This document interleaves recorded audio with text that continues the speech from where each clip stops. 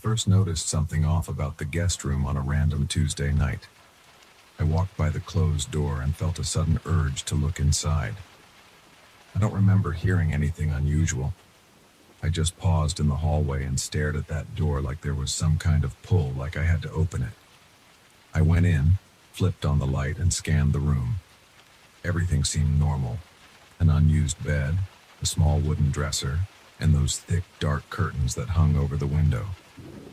But something felt wrong, like the air was tense in there. I stood for a moment waiting for whatever my gut was reacting to, but nothing happened. I sighed, turned off the light, and closed the door. I thought that was the end of it. Later that same week, I went back in to grab an old suitcase I keep in that dresser. That's when I noticed the curtains. They were swaying a little, even though the window was shut, and there was no fan or AC blowing in that direction. I watched them move for a few seconds. They shifted in a slow, lazy way, but then there was a moment where the folds formed something that looked like a grin. I'm talking about a wide shape with a sort of curve that reminded me of someone smiling. I squinted, then rubbed my eyes. I stepped closer and grabbed the fabric, ready to yank it aside to see if anything was behind it. But when I pulled the curtains apart, there was just the window, locked tight. I felt a strange chill on my neck. I looked around the room, then took a deep breath and told myself I was probably just seeing shapes in the fabric. I let it go, grabbed my suitcase, and left. That night, while I was brushing my teeth, I couldn't get the image out of my head. I saw that smiling shape every time I closed my eyes. I tried to focus on practical things like tomorrow's errands and a bill I had to pay. Still, that picture stuck. I went to bed. I don't usually have trouble sleeping, but I felt uneasy. I tried to ignore it, turned off the light, and drifted off. By the next morning, I'd almost convinced myself I was just imagining things. The day went by without anything strange happening. I got home from work, ate dinner, watched some TV, then got ready for bed. I passed by the guest room door in the hallway again and felt the same nudge as before. It was like the room was calling me. I opened the door, flicked on the light, and stared at the curtains. They hung there, still and heavy, like they'd never moved in their entire existence. I stood for a minute, waiting. No movement. Nothing. I shrugged, turned off the light, and left the room. I felt silly for even looking. But a couple of hours later, I woke up in the middle of the night. Something pulled me out of sleep. I sat up and listened. The house was quiet. It was that deep kind of silence you get when everyone's asleep. I walked to the hallway and saw a faint sliver of light coming from under the guest room door. I never leave that light on. My pulse picked up. I felt my chest tighten and my hands start to shake a little. I reached for the doorknob. It was cold to the touch. I pushed the door open and saw that the overhead light was off, but there was a glow coming from outside the window, like a distant street lamp. The curtains weren't fully open, but they were parted in the middle. They never stay parted on their own. I always keep them pulled together. And now they were shifting again, back and forth, like someone was behind them, messing with them. My spine tingled and my stomach tightened. I stepped closer, heart pounding, and grabbed one side of the curtain. I pulled it quickly, thinking I might catch someone or something. But there was nothing but the closed window. No air was coming in, no breeze, nothing.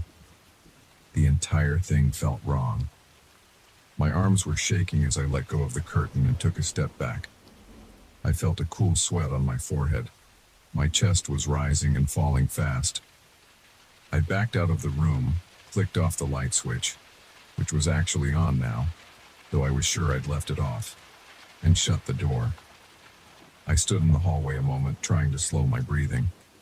Then I went back to my bedroom and locked the door. I couldn't sleep for hours. I just lay there, thinking about what I saw. I tried to be logical. Maybe I forgot to close the curtains properly.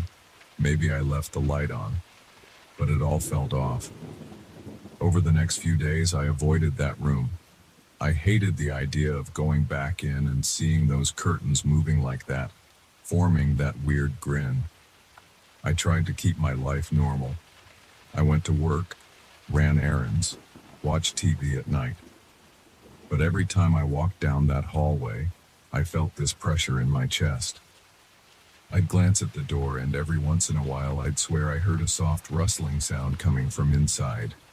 I tried to convince myself it was the house settling or the wind outside, but the wind didn't blow that often, and the house had never made a sound like that before. One evening I decided to confront the situation head on. I grabbed a flashlight and marched into the guest room. I turned on the main light, then the flashlight, checking every corner of the room. I moved the dresser to see if there was any vent or draft behind it. Nothing. I checked the window seal. It was locked and sealed tight. I checked the ceiling for any cracks or holes. Everything was normal. The only odd thing was the curtain itself. When I touched it, the fabric felt slightly cool, like it was in a freezer for a while. That made no sense because the rest of the room was at a regular temperature. I rubbed it between my fingers, trying to see if maybe it was damp. It wasn't wet, just strangely cold. After a minute, I dropped the fabric and walked out. I shut the door, feeling more confused than ever.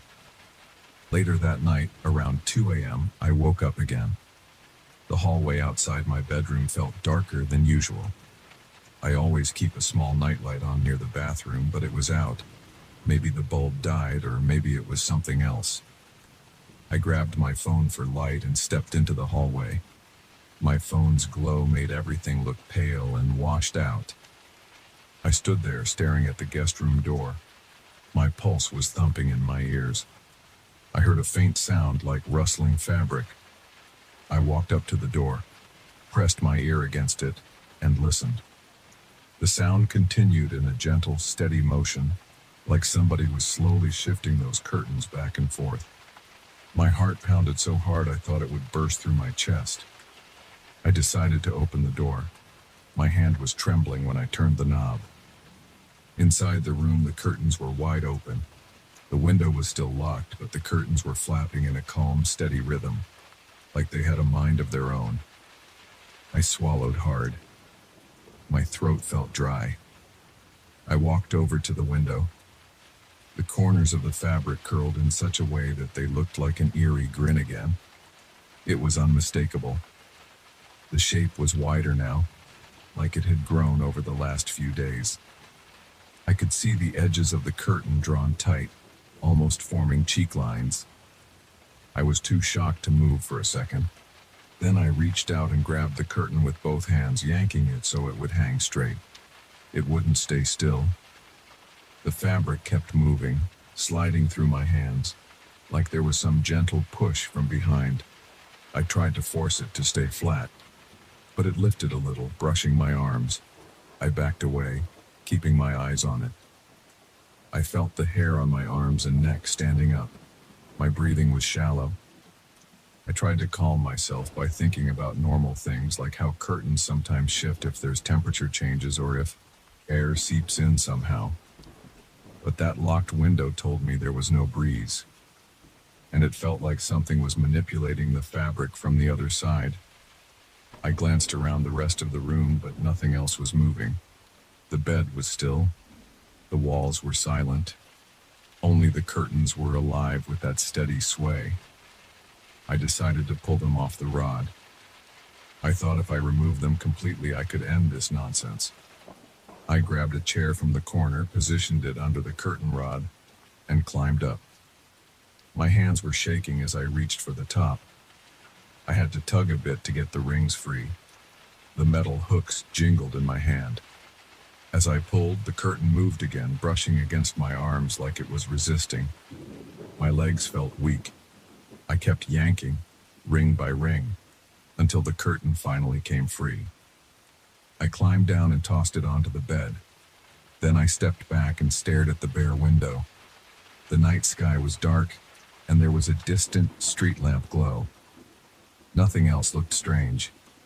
I was sweating, and my heart was racing, but I felt relieved. I thought, that's it. It's gone. I stuffed the curtain into a plastic bag and left it in the hallway. Then I closed the guest room door. The next day I went to a home goods store and bought brand new curtains. A different color, different texture, completely new. I installed them that afternoon and felt a bit silly about the whole ordeal. I told myself I was just letting my imagination run wild. The old curtains might have been defective, or maybe the rod was loose, causing weird movement. Either way, I figured I was done worrying. That night, though, I lay in bed with a weird knot in my stomach. I couldn't shake the sense that something was off. Around midnight, I heard a noise. It wasn't rustling this time. It was more like a creaking sound, almost like a door hinge. I got up and walked to the hallway. The guest room door was open.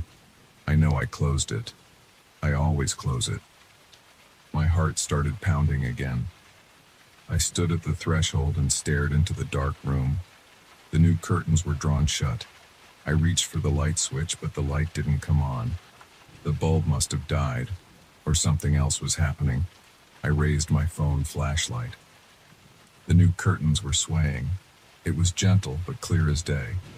No open window, no fan. They still moved. My stomach twisted so hard I felt nauseous. My breathing picked up. I approached the window step by step. My palms were clammy.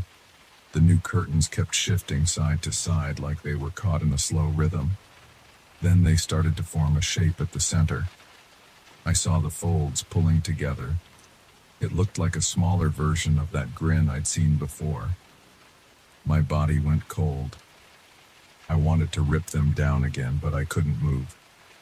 I just stood there watching them curl in that unnatural way. The grin grew wider, and a slight bulge pressed forward, as though something was trying to lean through the fabric. I felt my throat tighten. I thought I might choke on my own fear. Finally, I forced myself to act. I grabbed the center of the curtain with both hands and yanked down.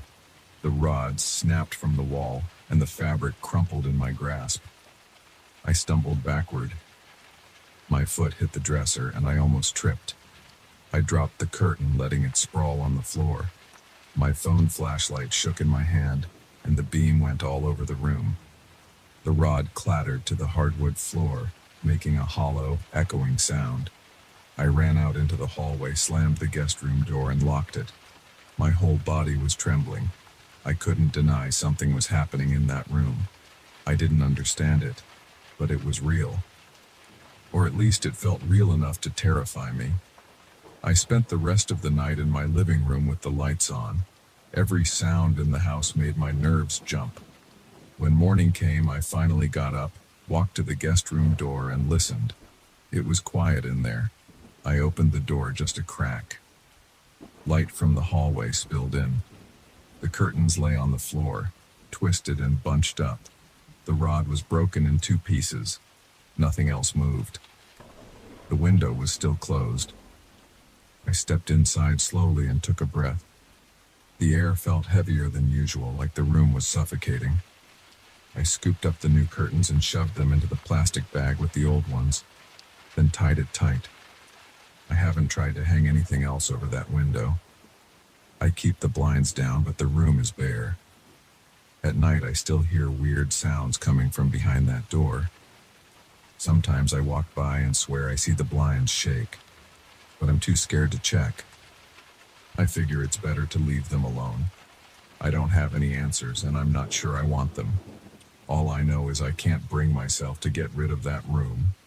It's part of my house. But I won't be using it again anytime soon. For now, I just try to ignore it, hoping one day the shaking will stop and the shape I saw will fade. Yet every time I pass by, I feel that heaviness in my gut, telling me that shape is still there, waiting. and that's enough to keep me from ever sleeping in that room or putting up new curtains.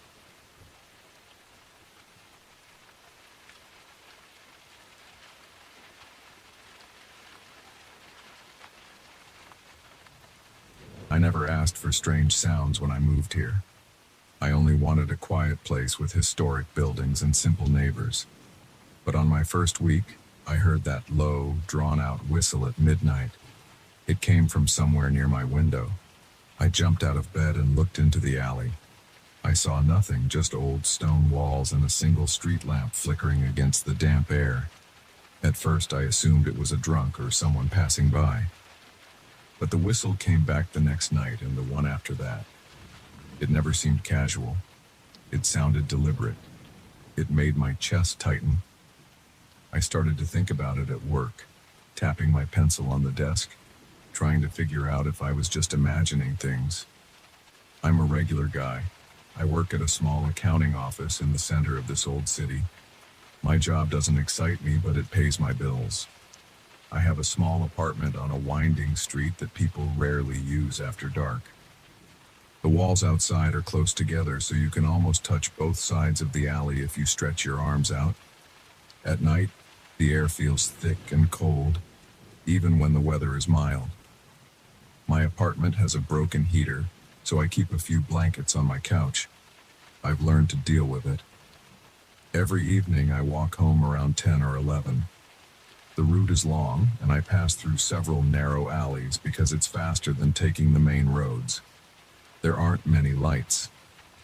Most of them are old fixtures bolted to the stone facades and half are burnt out. My footsteps always sound too loud, echoing in a way that makes me feel exposed. About 2 weeks after my first encounter with the whistle, I started feeling watched. I'd be halfway down an alley and sense a presence behind me. My neck would itch, my heart would pound. I'd spin around and see the same emptiness.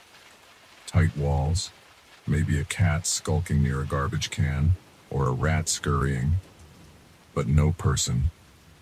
One time I tried to walk more quietly, sliding my feet instead of stepping fully, hoping to hear someone else's movement. No luck. I only heard a distant drip of water from a downspout. The silence made me feel tense.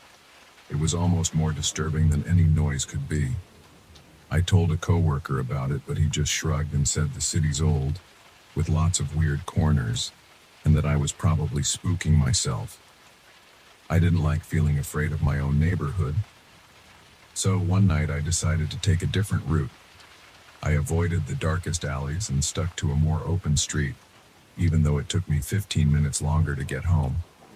That night, I still heard it. The whistle was faint at first, but it crept up on me like it was carried by the breeze. My hair stood on end. I stopped walking to see if the sound continued. It did.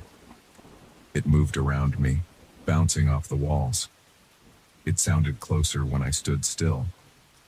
I can't explain how unnerving that was, just a single low-pitched whistle repeating the same few notes. I looked over my shoulder. Nothing. I tried to see if there was a shadow or a figure near the corner. Still nothing. I forced myself to keep walking. When I reached my apartment building, I turned the key with shaking hands. I tried to sleep, but my mind raced. I pictured an old man in ragged clothes leaning on a cane, whistling as he lurked just out of sight. Then I thought of someone wearing a dark hood stalking the streets with no real purpose. These images felt too dramatic, but the whistle was real. My body knew it was real. That night, my bed felt cold, and I kept checking the window to see if anyone stood outside. I was sure I heard faint footsteps at around 3 in the morning, but I might have been half asleep. By the next morning, I felt exhausted. I had bags under my eyes. My coworker asked if I was staying up late binge-watching TV, but I didn't bother telling him the truth. A few days later, I gathered my courage. I decided to wait in the alley for the whistler to show up. I left the office earlier than usual. I took a quick shower at home to shake off the day. Then I dressed in dark clothes and slipped outside. I stood against the damp stone near my building's entrance and waited. The ground was uneven, and there was a strong smell of mold and old garbage. After an hour, my legs hurt from standing. Then I heard it. The whistle started somewhere deeper in the maze of alleys. I couldn't see anything, but I could hear the first long note. My stomach tightened, and I felt sweat bead on my forehead. I thought about backing off, but I stayed put. I wanted to see the whistler face to face. I couldn't keep living in fear. As the whistle continued, I realized it had a pattern. 4 or 5 notes, a pause, then it repeated. The notes sounded sad. They echoed off the walls. I started walking toward the sound. My sneakers scraped the cobblestones, and I tried to keep my breathing steady.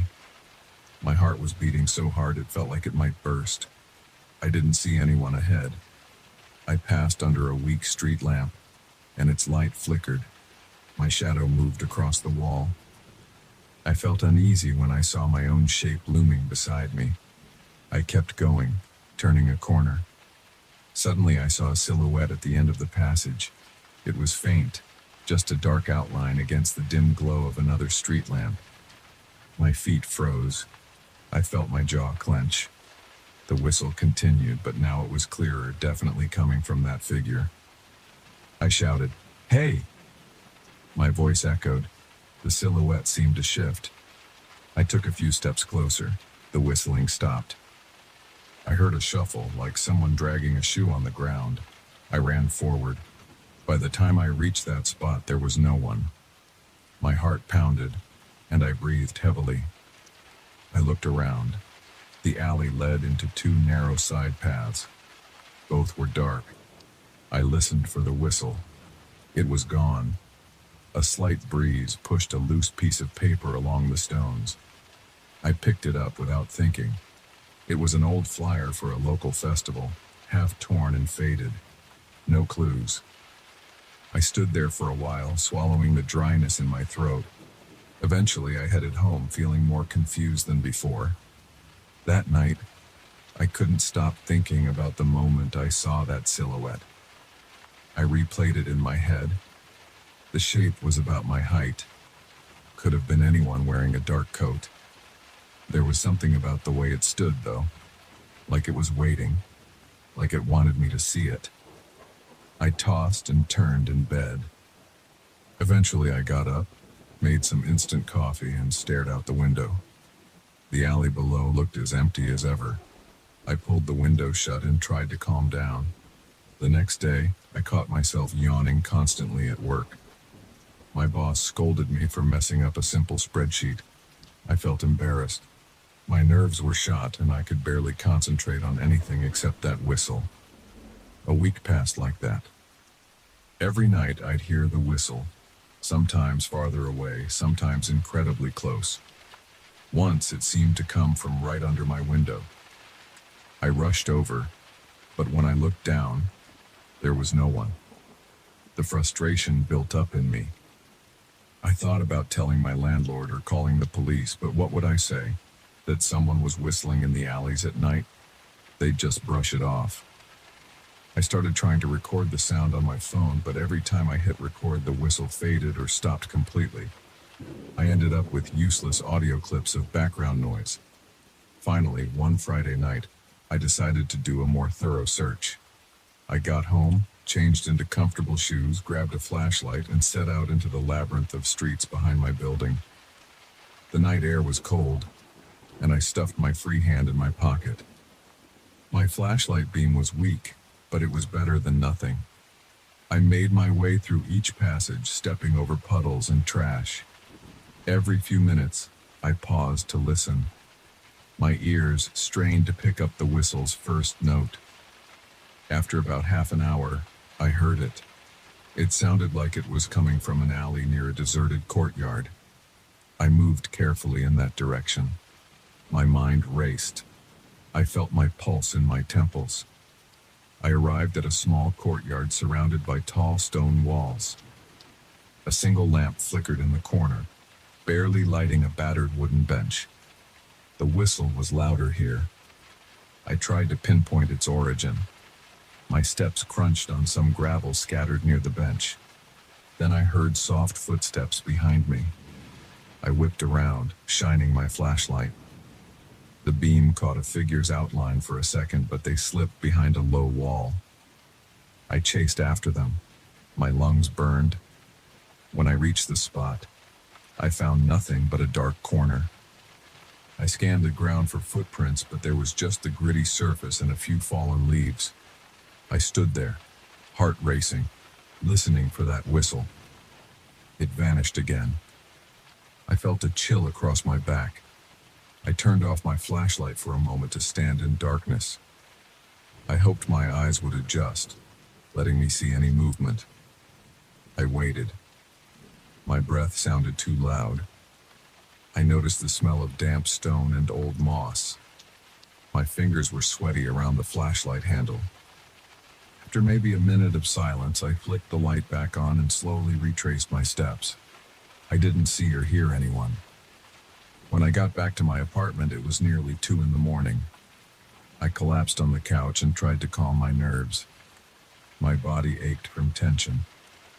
The next morning, I woke up with a stiff neck. I made some strong coffee and sat at my small table, replaying everything that happened. I felt tired of this routine. This city has always had secrets. Old buildings, hidden tunnels, closed-up rooms in abandoned houses. People like to tell stories about ghosts or hidden treasures. I never cared for rumors. Now I was living in the middle of something I didn't understand. The repeated whistle, the silhouette, the feeling of being watched. It all felt personal. Over the next few days, I tried to ignore it. I came home from work and put on music as soon as I entered my apartment.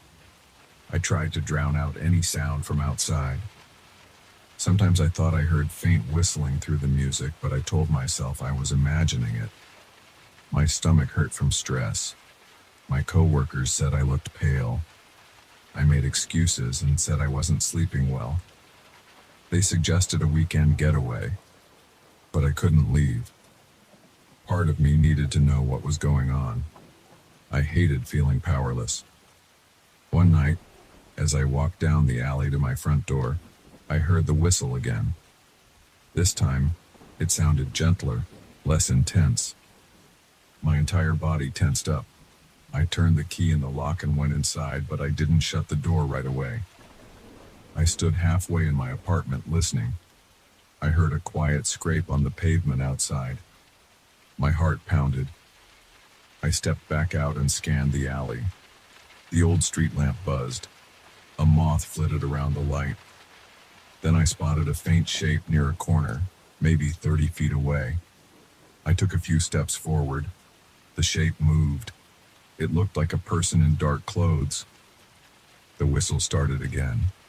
I felt my mouth go dry, my hands shook. I wasn't sure if I should shout, run, or confront them. I called out, "Stop messing around." My voice cracked. The figure moved toward me. For a split second, I thought I saw a face, but the light was too dim. It was definitely a man.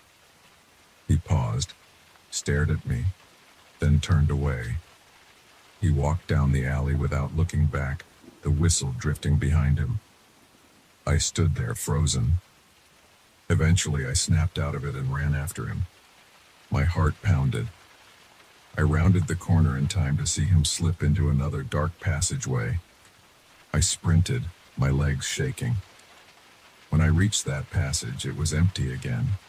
No echo of footsteps, no whistle. The tension in my chest felt unbearable. I realized I was gasping for air. I walked back to my apartment in a daze. I didn't sleep that night. I sat by the window listening to the outside. Occasionally I heard faint notes of the whistle, like a reminder that he was still out there. My mind didn't wander into deep thoughts or elaborate fears. I just kept thinking, he's real. He's fast. He knows these alleys better than I do, and he's not done. I tried to figure out why he was focused on me, or if he was doing this to other people. I had no idea. In the morning, my head felt heavy. I looked at myself in the mirror. My eyes were bloodshot, and my cheeks looked sunken. I realized I couldn't keep living like this, but I also couldn't let him scare me into moving away. This city might be old and cramped, but it's my home. I don't have a better option lined up, so I've decided I'm going to keep looking for him. I'll wait in the alleys again. I'll keep my ears open for that whistle. I'll confront him face to face and demand some answers. I don't know how it will end, but I refuse to hide anymore. I can feel it in my core. That whistle has a story behind it. It's tied to these old stones and these winding paths. And one day, I plan to find out exactly what that secret is. Until then, I'll keep my eyes open, my feet steady, and my nerves ready. If he shows himself again, I won't run. I'm done running. And if he decides to corner me, I'll stand my ground. I'm tired of living in the shadows of this place. I might be just one person against whatever lurks in these alleys, but I'm not backing down now.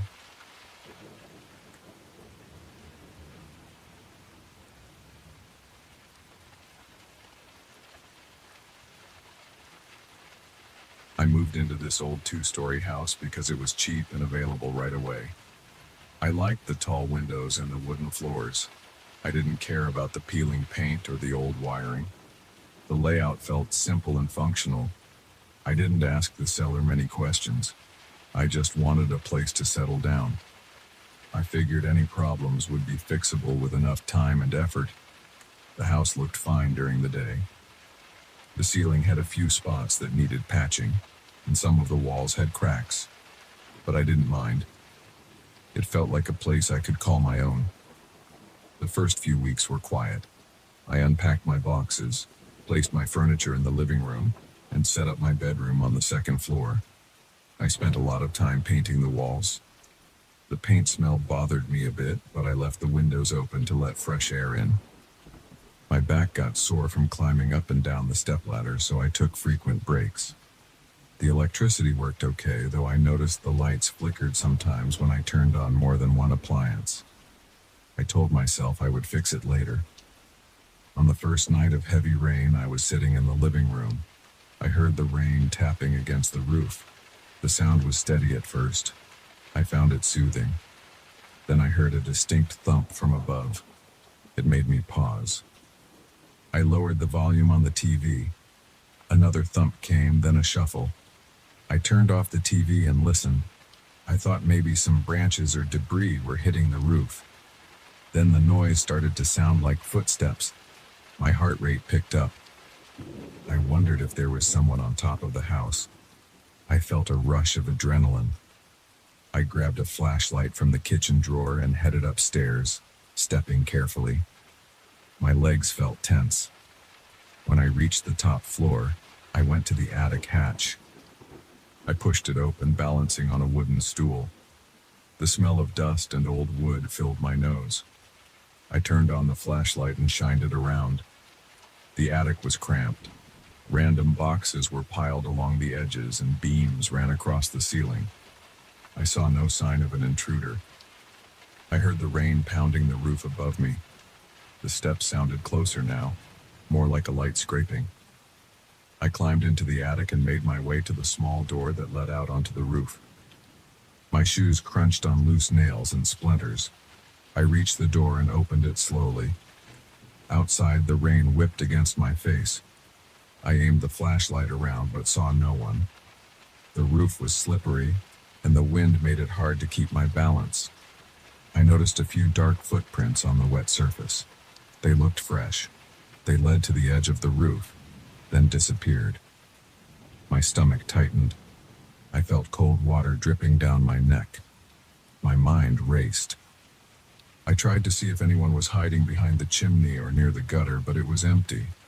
I swallowed hard and stepped back inside, feeling uneasy. I locked the attic door and climbed down. My heart was still pounding. I couldn't sleep that night. Every noise made me sit up in bed. I checked my phone a few times, thinking about calling someone, but I felt embarrassed. I told myself it might have been my imagination. The next morning, I went outside to see if there was any ladder or sign of forced entry. I found nothing. The yard was muddy, and I didn't see any footprints near the walls. The day was clear, and the house looked normal again. I decided to put it out of my mind. I ate a quick breakfast, got ready, and tried not to overthink it. A week later, another storm rolled in. It happened around midnight. I was upstairs in my bedroom. The rain started hitting the windows and roof harder. Lightning flashed. I felt a nervous anticipation. The memory of those footsteps hovered in my mind. I turned off the lights and lay on my bed, staring at the ceiling. About an hour later, I heard it again. Footsteps overhead. They were louder this time, as if someone was running back and forth. My chest got tight. I could feel my pulse in my temples. I rolled out of bed and grabbed my flashlight. I crept to the attic hatch. My hands were shaking. I pulled down the hatch ladder and climbed up, feeling the old wood creak under my weight. My flashlight beam flickered across the dark corners. I didn't see anything moving. I noticed a damp smell, probably from the leaks in the roof. Then I heard the steps again, just above me. They sounded wet, like someone stomping around in soggy shoes. I braced myself and walked to the small door that led out to the roof. My mind raced with questions. If someone was out there, how were they getting in and out? I opened the door and stepped outside. The rain blew against my face again, and I felt my shirt clinging to my skin. I shined the flashlight on the roof surface. Fresh footprints trailed across the wet tiles, the same size as before. My throat tightened. I followed them. They led to the roof's edge, right where the gutters hung. Then they vanished. I didn't see any rope or ladder. I leaned forward a bit to look down, but I saw nothing except water streaming off the house. I felt this deep sense of unease, like I was being watched from behind. I turned quickly, shining my light around, but no one was there. I retreated inside, locked the attic door again, and went downstairs. My heart was racing. My hands were trembling. I dried off with a towel in the bathroom, then stood there for a moment, staring at my own reflection. My breathing was shallow. I left the bathroom light on and sat in the living room, waiting for the storm to pass. I kept looking around, feeling like eyes were on me. I tried to distract myself by browsing my phone, but I couldn't focus on anything. The footsteps continued for another hour. They'd come and go, sometimes right above my head, sometimes farther off. In the following days, I tried to figure out some logical explanation. Maybe there was a loose board that was making noise in the wind. Maybe an animal was scurrying around. But the footprints kept bothering me. They were too large and too clear to belong to an animal, and I couldn't explain how they went to the edge of the roof and stopped. I contemplated getting security cameras, but I wasn't sure where to place them. I also felt uneasy about telling anyone. I feared people would think I was paranoid. I tried to ignore it, telling myself that maybe it wouldn't happen again. The next big storm arrived 2 weeks later. I spent the evening pacing in the living room. I didn't even turn on the TV. I just listened to the rain and waited. The wind picked up around midnight, rattling the windows. A surge of fear spread through my chest. Then the footsteps started again. This time they were heavier than before, like someone running in circles. I jumped to my feet and felt a surge of anger mixed with fear. I wanted this to stop. I snatched my flashlight and rushed upstairs, slamming the door behind me. My heart pounded as I climbed the attic ladder. My jaw was clenched tight. I opened the attic door to the roof and shouted, "Who's out here?" The rain drowned out my voice. I could see footprints leading in a circle, then heading to the edge again. I shouted louder, demanding the person show themselves. No one answered. I felt that same creeping sensation that someone was standing right behind me. I spun around. Nothing. My flashlight beam shook. The storm felt aggressive, throwing water at me from every angle. My hair stuck to my forehead. My eyes stung from the rain. Every nerve in my body told me to get back inside. I rushed to the door, slid inside, and locked it. I spent the rest of the night sitting by my bedroom window, gripping a crowbar. I kept the flashlight in my hand. Every noise made me flinch. My stomach was in knots. My eyes darted from corner to corner. I didn't see anyone inside the house, but I couldn't shake the feeling that something wanted in. Something was on that roof, walking around, leaving wet footprints, and watching me. The storm eventually died down near dawn. I felt exhausted and shaky. I barely got any rest. By the time the sun came up, I felt frustrated and tired. After that, I sealed the attic door from the inside with nails and a board, hoping to block it. I also installed a motion sensor light on the roof, though it was tricky to position it. I did it on a dry day, climbing up there with a drill and some brackets. I tested it a few times, shining it on different parts of the roof to see if it would catch movement. It seemed to work. I felt a little better for a few days, but I stayed on edge whenever the weather forecast mentioned storms. The final storm in this sequence came about a month after I moved in. It was late at night, around 2 in the morning. Thunder rumbled so strongly it shook the windows. Rain battered the roof nonstop.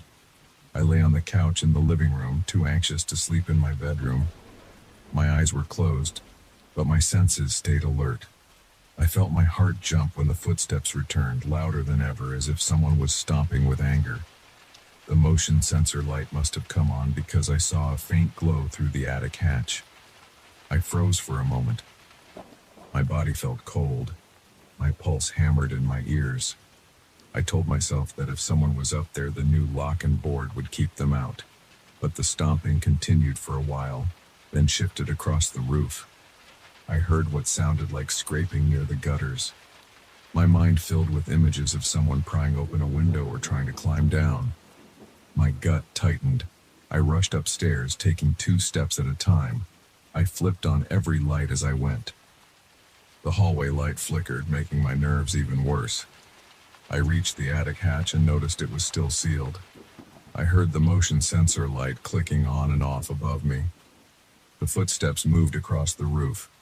I pressed my ear against the hatch. My breathing was shaky. My shirt stuck to my back from sweat. I heard the water dripping through the roof and the shuffle of feet overhead. Then there was a pause. A long pause. I stood there stiff, not sure if I should open the hatch or stay put. I felt my heart pounding so hard I thought it might burst. Suddenly I heard a heavy thud. It sounded right above the hatch. My legs went weak. I clenched my fists and forced myself to speak. "Go away!" I yelled. No response. The silence dragged on for a few seconds. Then slowly the footsteps moved again. They wandered to the far corner of the roof and faded into the storm. I stood there for at least 5 minutes, breathing hard, waiting for them to come back. They never did. Eventually I went downstairs, body tense, eyes scanning every corner. I tried to calm my breathing. The next morning, I checked the roof at sunrise. The footprints were there again, leading from the attic door area to the edge. The motion sensor light was intact, the nails were in place, and the board was still tight. There were no signs of forced entry. I walked along the roof carefully, my shoes squeaking on the wet tiles. The footprints stopped at the very edge. My stomach twisted in knots. I stood there looking down at the ground below. It was slick with rainwater. No ladder. No rope, no platform, just empty space. Now I live with that tension every time dark clouds roll in. The house still feels like a good deal during daylight, but when the rain starts up at night, I brace myself. I haven't solved the mystery.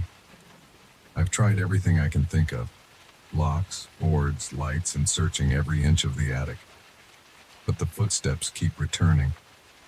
They sound heavier each time, and they always leave footprints. I can't see who's doing it. I can't catch them in the act. All I can do is wait.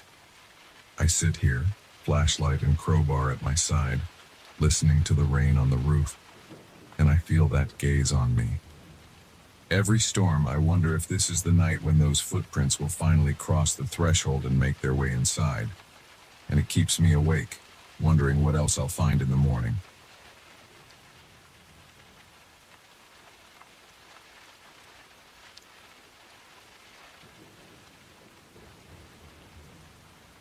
I heard the second set of footsteps on my first night here. I remember standing on the balcony, my hand resting on the old wooden railing, trying to get some fresh air after a long day. The boards under my feet creaked softly, and then I heard something else. Another creak, like a delayed echo of my own movements. At first, I thought it might be the wind, or some loose piece of wood settling, but the sound matched my steps too closely. I felt a slight chill at the back of my neck, but I tried to ignore it. I live alone in this house. It's not large, but it feels that way because of the wide yard and the tall trees surrounding the property. The balcony faces the backyard. During the day, it's peaceful out there. I can see the sun filtering through the trees and I hear birds calling in the distance. But at night, the atmosphere changes. The woods get darker than anything I've ever seen. The rustling leaves sound louder, and the old boards on the balcony seem more fragile. My second night here, I went outside again around midnight. I had this idea that maybe facing the balcony at night would help me get used to the place. I took a flashlight and stepped outside. The first step was normal. The second step was normal. Then I paused, waiting to see if I could catch the second set of footsteps. My heart pounded. I stood there, and the flashlight shook in my hand. After a few seconds, I heard a slight groan of wood under my left foot. I was barely moving, so I wrote it off as nothing. But then, I heard it again, behind me. It sounded like someone else adjusting their stance.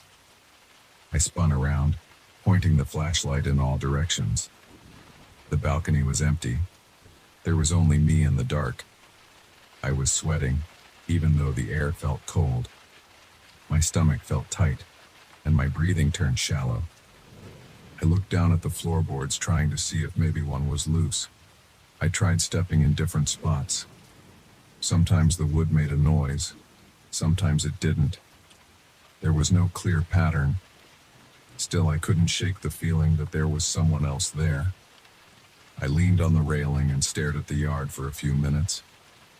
I heard some rustling in the bushes, but couldn't see much beyond the reach of the flashlight. Eventually, I walked back inside and locked the door.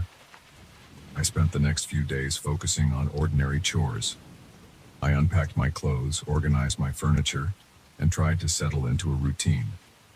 During the day, everything felt normal. I even stepped onto the balcony a few times with no issues. The wood creaked in a predictable way, and I heard no second set of footsteps. I almost convinced myself I had imagined it. Then a week later, on a full moon night, I stepped out on the balcony again. I wasn't planning to stay long. I just wanted to close some loose shutters and maybe look at the moon for a moment. The second I placed my foot on the first board, it creaked under me.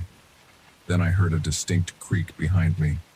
My pulse jumped, and I froze. The moonlight lit the entire balcony in a pale glow. I glanced around. I saw the rail, the door, and the empty space. My eyes landed on a spot in the corner where the wood looked darker than usual. I heard a faint whisper, like 2 or 3 voices speaking in low tones. I couldn't make out words. It made me feel like I was eavesdropping on a conversation I wasn't supposed to hear. I stood there holding my breath.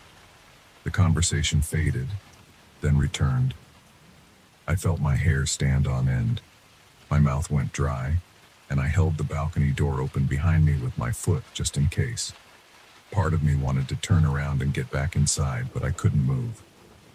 I felt like something was right beside me, staring out at the yard. My shoulder tensed up as though someone was standing there, close enough to touch me. After maybe 10 seconds, the whispers stopped. I took a deep breath and slowly backed into the house. Once I was safe inside, I slammed the door and locked it. My legs shook. I dropped onto the couch in the living room and tried to make sense of it.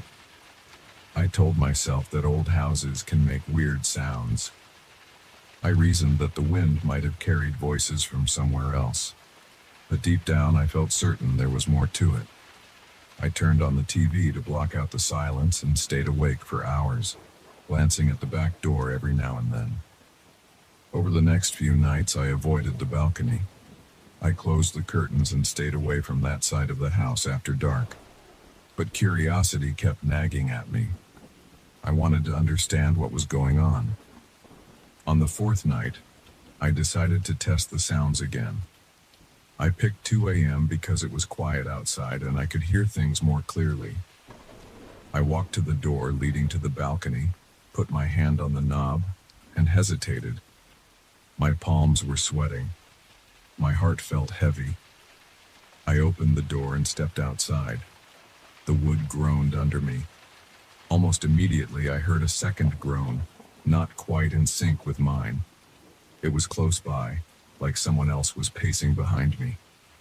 I turned around fast. Empty space. I reached for a flashlight I'd clipped to my belt. I shone it along the floor, checking every corner. Nothing.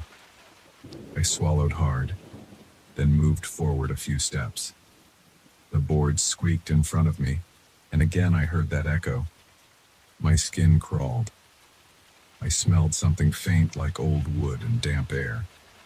I heard a soft clink, as if glass touched wood. It came from the far end of the balcony. I focused my flashlight there, but I only saw the rails and a small table I hadn't moved yet. The table was empty. No glass, no cups. But I heard the sound again, a small clinking noise. I felt short of breath.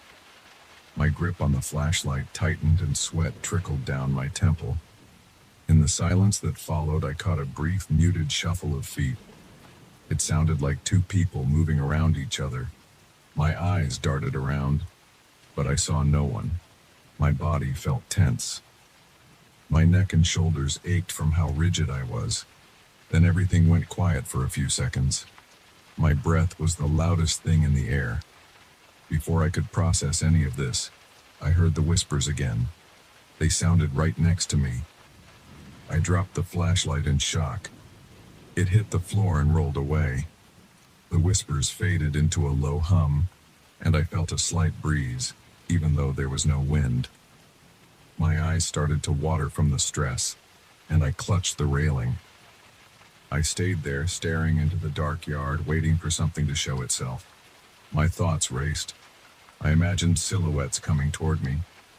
I wondered if I'd see shapes in the moonlight. But the yard was empty. The only movement came from the trees swaying gently. After a minute or two, I slowly crouched and grabbed the flashlight. My hands were shaking so badly that I had trouble picking it up at first.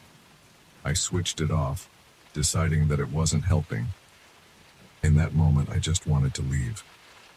I rushed back inside, slammed the door, and double-checked the lock. My breathing was shaky, and my shirt clung to my back. I couldn't sleep that night. In the mornings, the balcony seemed harmless again. The wood felt sturdy under my feet. The air smelled fresh, and the sun made the boards warm. I tried stepping around to see if anything would happen, but there was nothing unusual.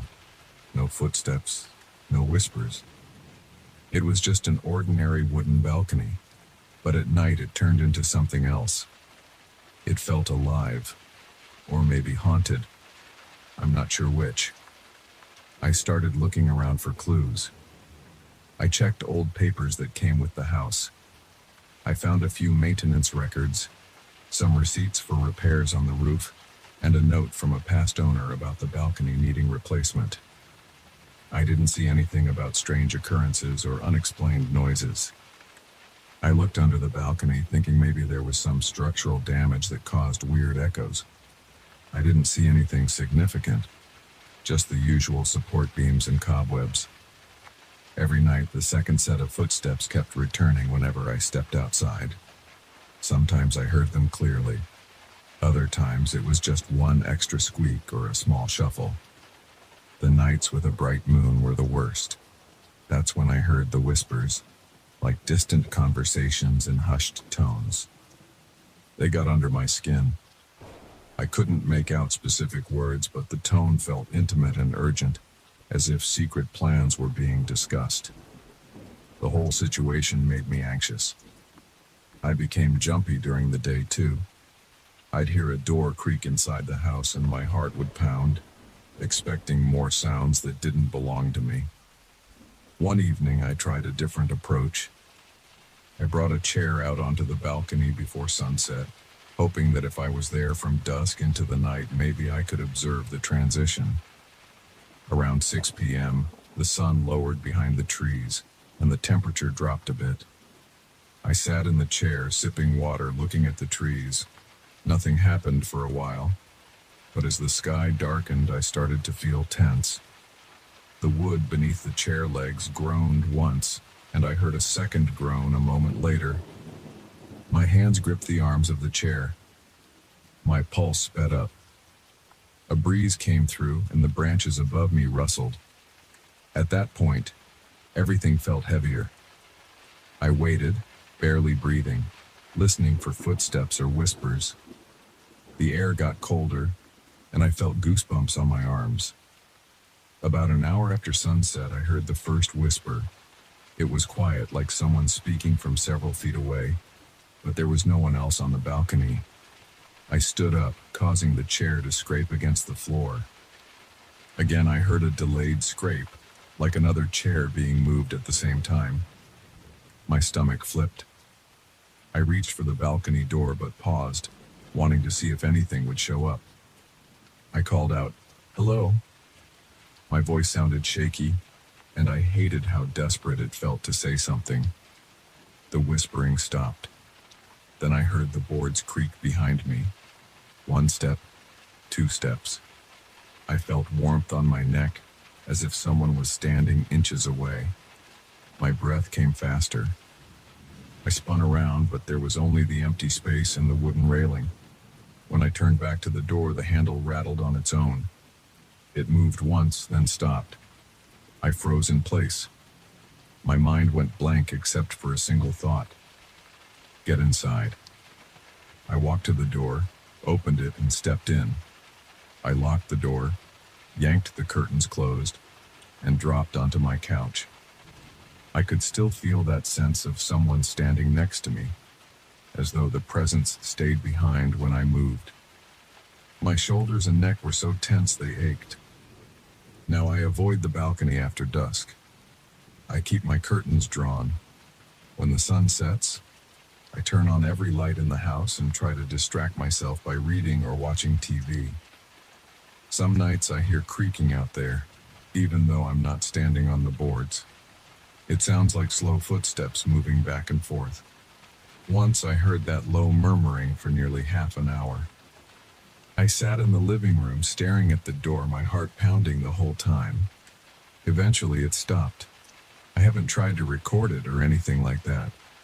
Frankly, I'm afraid to listen to it later and realize how real it is. I don't know if there's some logical explanation.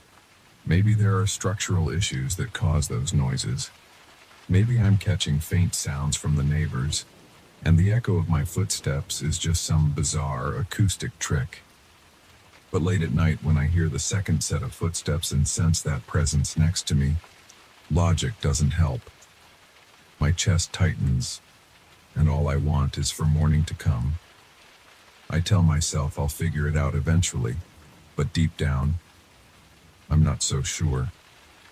All I know is that when night falls, the balcony isn't just a balcony anymore. It feels like something else entirely, and I can't bring myself to stand out there alone.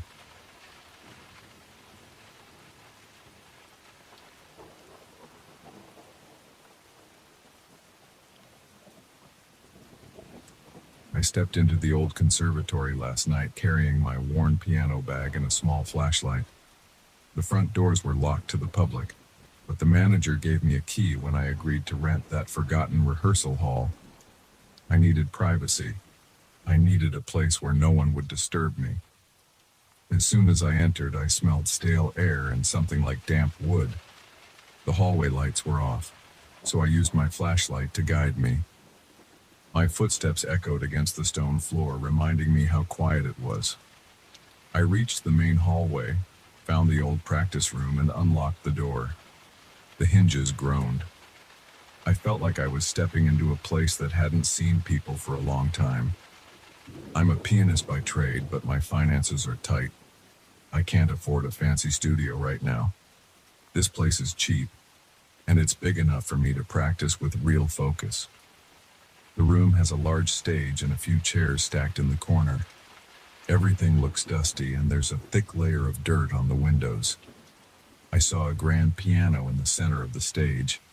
I set my bag on a chair, pulled out a rag, and wiped the piano bench.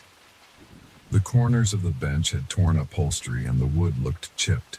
It didn't matter. I just wanted to play. I pulled the cover off the piano keys. The piano was old, but it seemed functional.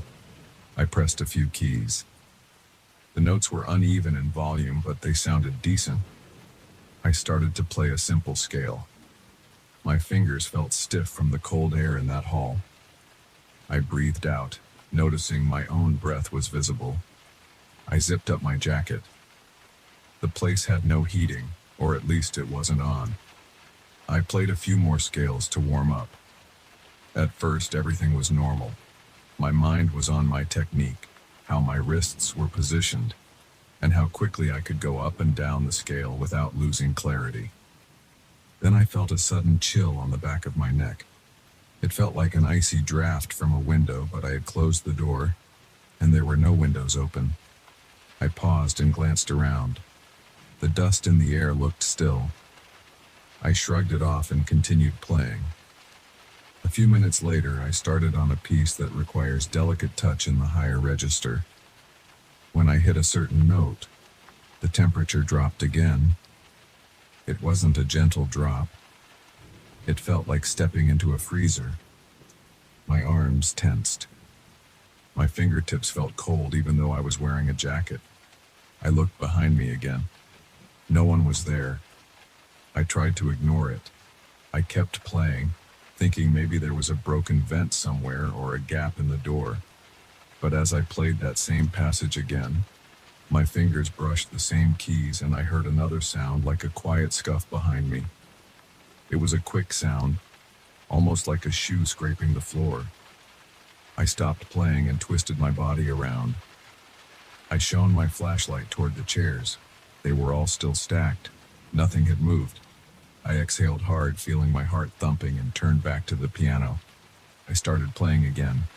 My focus drifted in and out because I couldn't shake the feeling that something was off. On the next run-through, I heard the piano go out of tune on a note that was fine a moment earlier. It sounded like a sudden distortion. I released the key, but it rang out for an extra second. I pressed the key again and it sounded normal. I lifted my foot off the pedal to be sure I wasn't causing any weird resonance. The note was normal now, so I tried the entire passage again.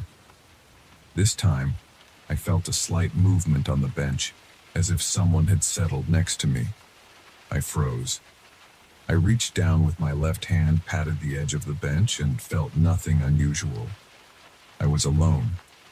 The feeling disappeared. My heart was racing.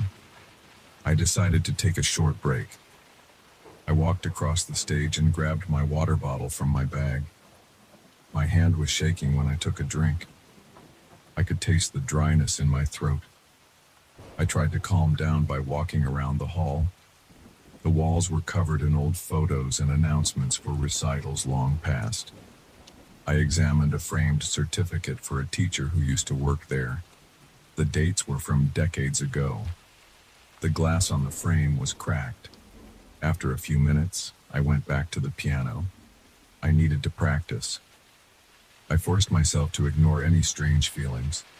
I started playing a piece I've been working on for a recital. The music requires shifting dynamics and delicate pedal work. I focused on my technique, measured my breathing, and tried to keep my eyes on the keys. Then, in the middle of a soft passage, I felt something cold brush against my neck. It wasn't a breeze. It felt like fingers. My entire body tensed and I lost control of the pedal. The chord I was holding broke apart in a messy sound. My head jerked around, but there was nobody. The chills crawled up my arms. I stood up quickly and looked around. I walked down the steps from the stage and scanned the entire hall. The corners were dark, but my flashlight showed me rows of seats, dusty curtains, and the exit doors. Nothing else. I tried to laugh at myself. Maybe I was imagining things. But I couldn't deny that the temperature felt colder in certain spots near the piano. I returned to the stage, my heart still pounding. I decided to keep playing, thinking maybe I was letting my nerves get the best of me.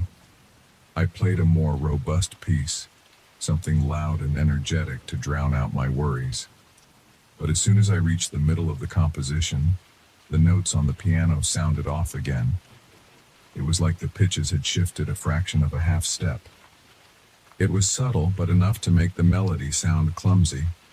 I slowed down, pressing the notes carefully, checking each pitch. Everything returned to normal. I rubbed my temples and sighed, thinking the piano needed repairs. Then I heard a faint whisper near my ear.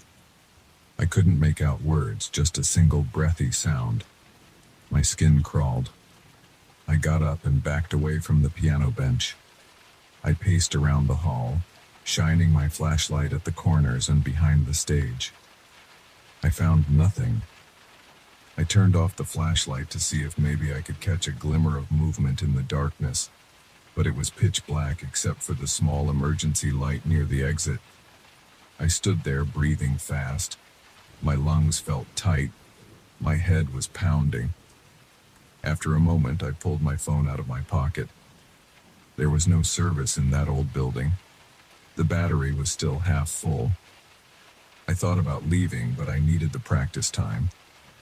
I also felt a strange curiosity. Something in that place drew me in. I went back to the piano, took a seat, and started playing a slow, calm piece. The first minute felt normal. I relaxed a bit, focusing on my posture and my expression. But then the temperature around me dropped again. My breath was visible. My eyes stung from the sudden cold. My hands started to feel stiff, but I pushed through it. I was determined to play. That's when I heard another noise, like a low moan coming from under the stage. I stopped immediately and pressed my ear to the side of the piano. I heard nothing else. I stood up, walked to the edge of the stage, and knelt down. There was a small gap beneath the wooden boards. It was too dark to see anything.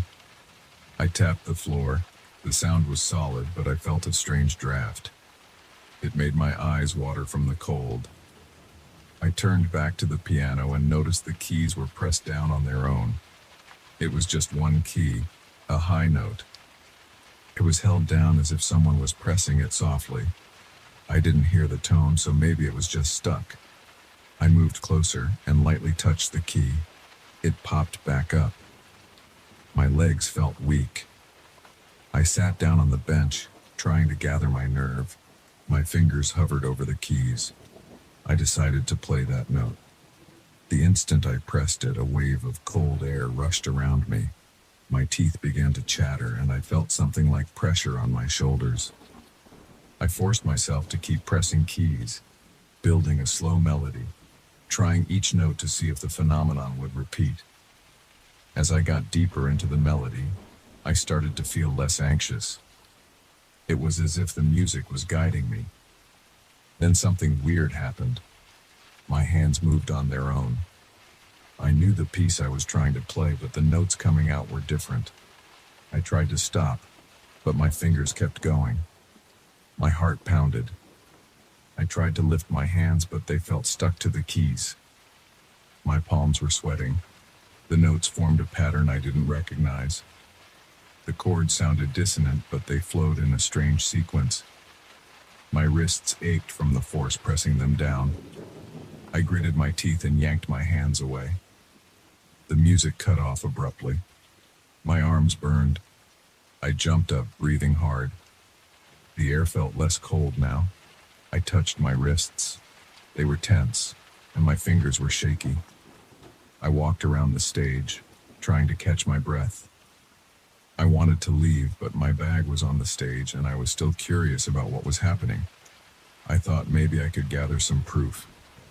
I pulled out my phone, switched it to video mode, and set it on the piano, aiming at the keys. I decided to record myself playing. Maybe I could catch whatever was happening on camera. I started playing a simple sequence, something repetitive that would let me focus on the environment. I repeated the same progression over and over. My phone's screen glowed, showing me in the frame. After a minute, I felt that familiar chill. I saw my breath turn to fog in front of me. I kept my eyes on my phone's screen. I noticed a faint shadow behind me. It flickered for a moment, then disappeared. My heart hammered, but I kept playing. Suddenly, one of the notes changed pitch on its own. I watched my hands on the screen. They were pressing the correct keys, but the sound was warped. My adrenaline surged. I pressed harder, and the entire chord went flat for a second, then popped back to normal. That's when the phone froze. The video feed flickered, and my phone's screen went black. I snatched it up, tapped the power button, but the phone wouldn't turn on. The battery had been at half. I cursed under my breath. I set the phone aside. My arms were tingling. My head felt light. I grabbed my water bottle and took another drink. I felt a chill in my stomach, like I was on the edge of something beyond my control. I decided to locate the source of this cold. I walked around the stage, stepping carefully. I ran my hand along the stage curtains. They were damp and smelled musty. I walked to the back of the hall near a small storage closet. The doorknob was rusty. I tried turning it, but it stuck. I pulled harder, and the door opened with a creak. The smell inside was strong, like wet cardboard. There were old music stands stacked up, some battered chairs, and a broken mirror leaning against the wall. I shone my flashlight inside. The air felt thick, but it wasn't as cold. I didn't see anything out of place besides normal junk. I closed the door and returned to the piano. I felt this odd pull, like I needed to sit and play again, even though I was scared. My stomach was in knots. My pulse was racing. I sat down and placed my hands on the keys. I tested a few notes, waiting for that drop in temperature or that odd presence. Everything was quiet at first. Then a gust of cold air hit my back, and my shoulders tensed up. The black keys felt icy under my fingertips. I heard a faint whisper behind my left ear. My breathing got heavy. I pressed down a chord, and the sound vibrated strangely. The top of the piano rattled for a second. I saw the lid shift slightly, like someone had bumped it. I kept playing, building a simple tune. My heartbeat pounded in my ears. As I played, the chords started to shift on their own again, my muscles locked. The melody twisted into a pattern that felt unfamiliar. I closed my eyes for a moment, and I felt my body swaying.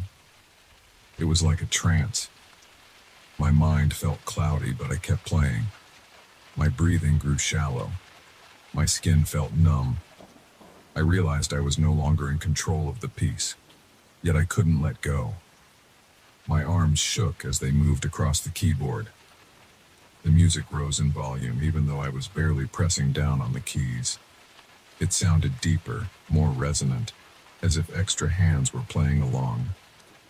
Then I heard a distinct voice. It was quiet, but clear. It said my name. My heart jumped. I stopped playing and turned around so fast I almost fell off the bench. There was no one there. My sweat dripped down my forehead. I tried to catch my breath.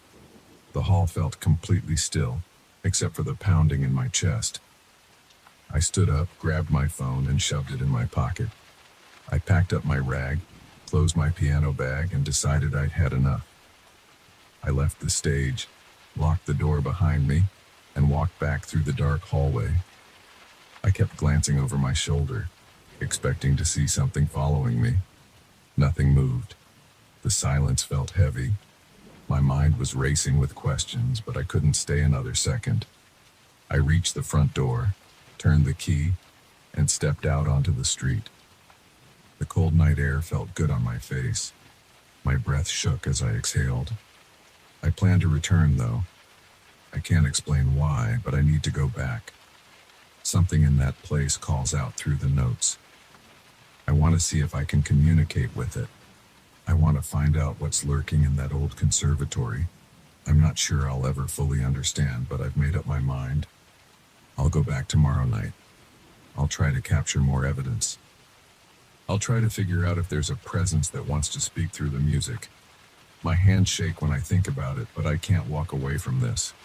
I have to know.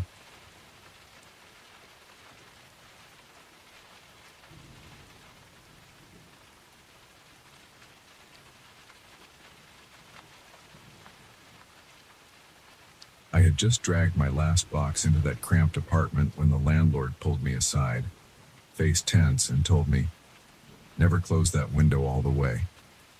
He pointed at a small window in the living room.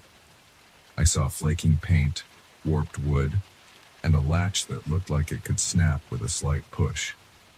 It seemed ridiculous.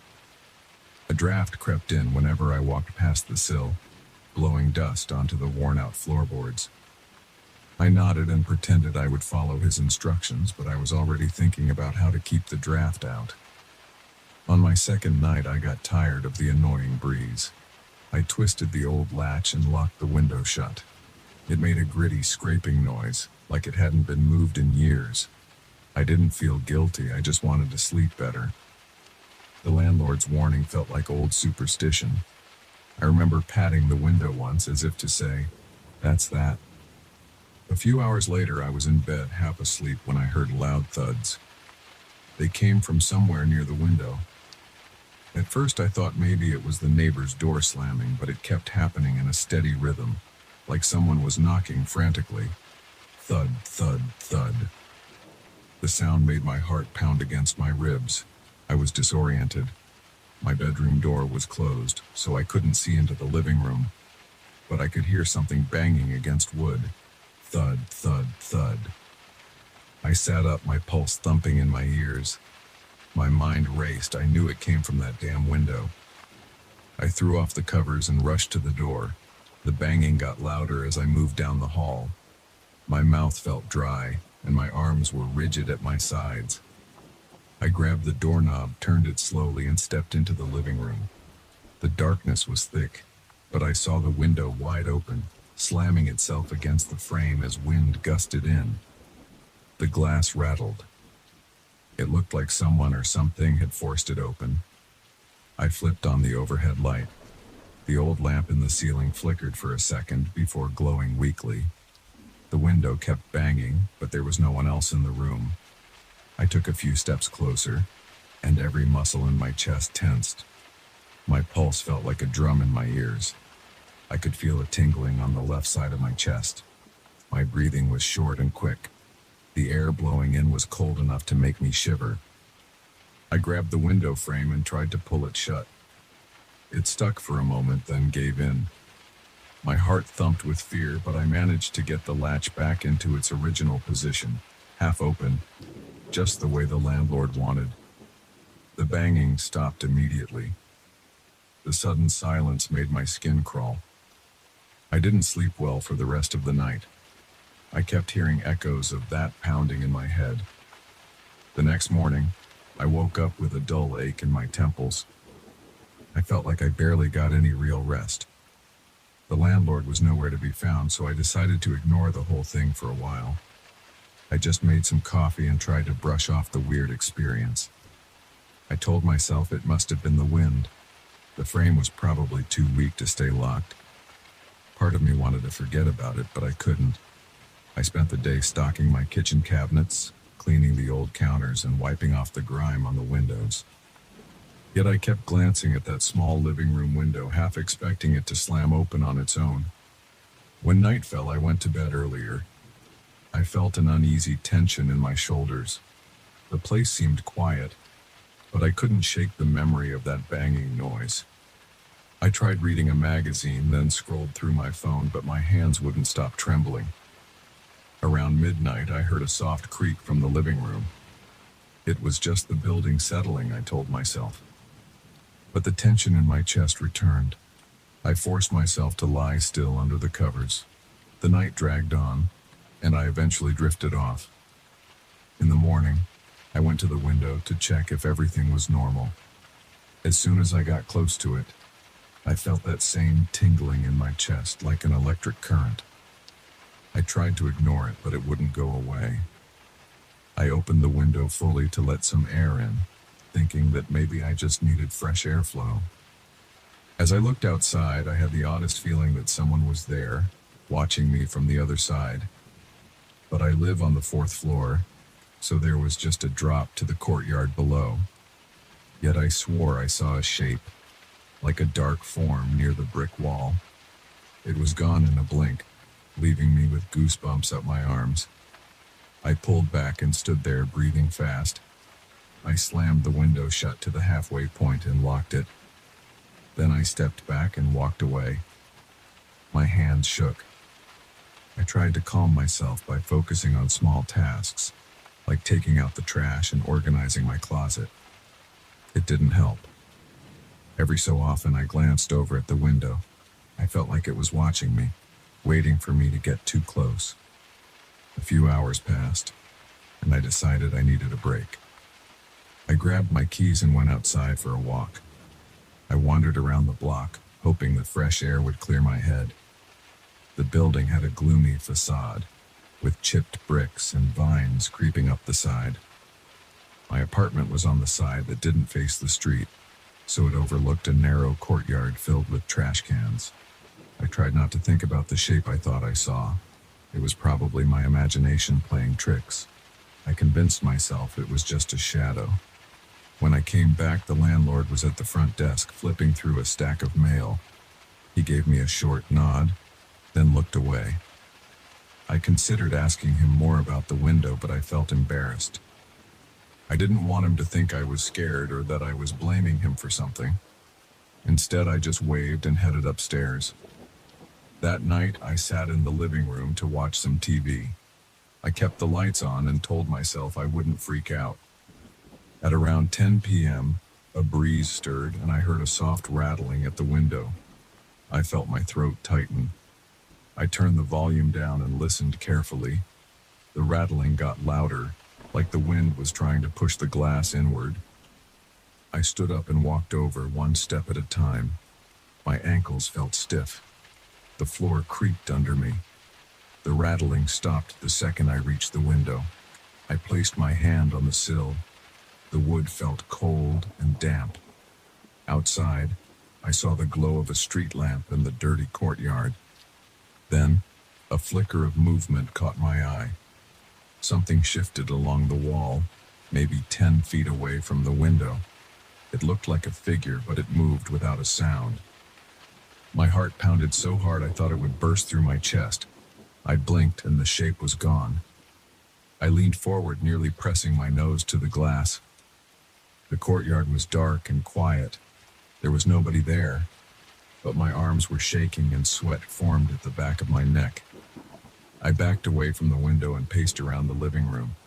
I wanted to call someone, but who would I call? The police? I'd sound crazy describing a shape that vanished in the darkness. I decided to stay awake and keep the lights on. I sat on the couch, arms wrapped around my knees, waiting to see if anything else happened.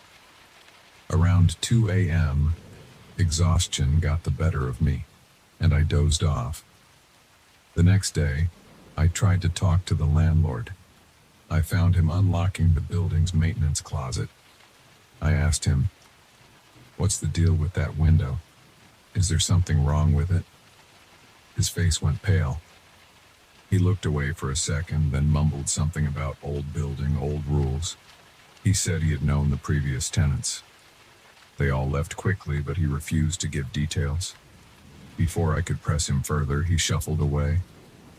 I went back upstairs, feeling more uneasy than ever. That night, I decided I wouldn't sit around waiting for weird stuff to happen. I taped the window half closed so it wouldn't swing or rattle. Then I turned on a small lamp near the sill. I sat on a chair facing it, determined to keep watch. At around midnight, I heard a scraping sound. It started low, almost like fingernails on wood. I held my breath. My chest felt tight again, and my fingertips tingled. A cold sweat ran down my back. I kept my eyes locked on the glass. The scraping grew louder, like someone was dragging a sharp object along the outer frame. My hands clenched the arms of the chair. I wanted to rush over, yank the window open, and scream at whoever was out there, but I was petrified. The scraping turned into a series of light taps. It sounded like knuckles knocking on the glass from outside. Tap, tap, tap. There was no ledge, no balcony, nothing that could hold a person's weight. Yet something was there, knocking right at eye level. My heart hammered so intensely that I felt a cramp in my chest. I forced myself to stand up. I took a shaky step forward.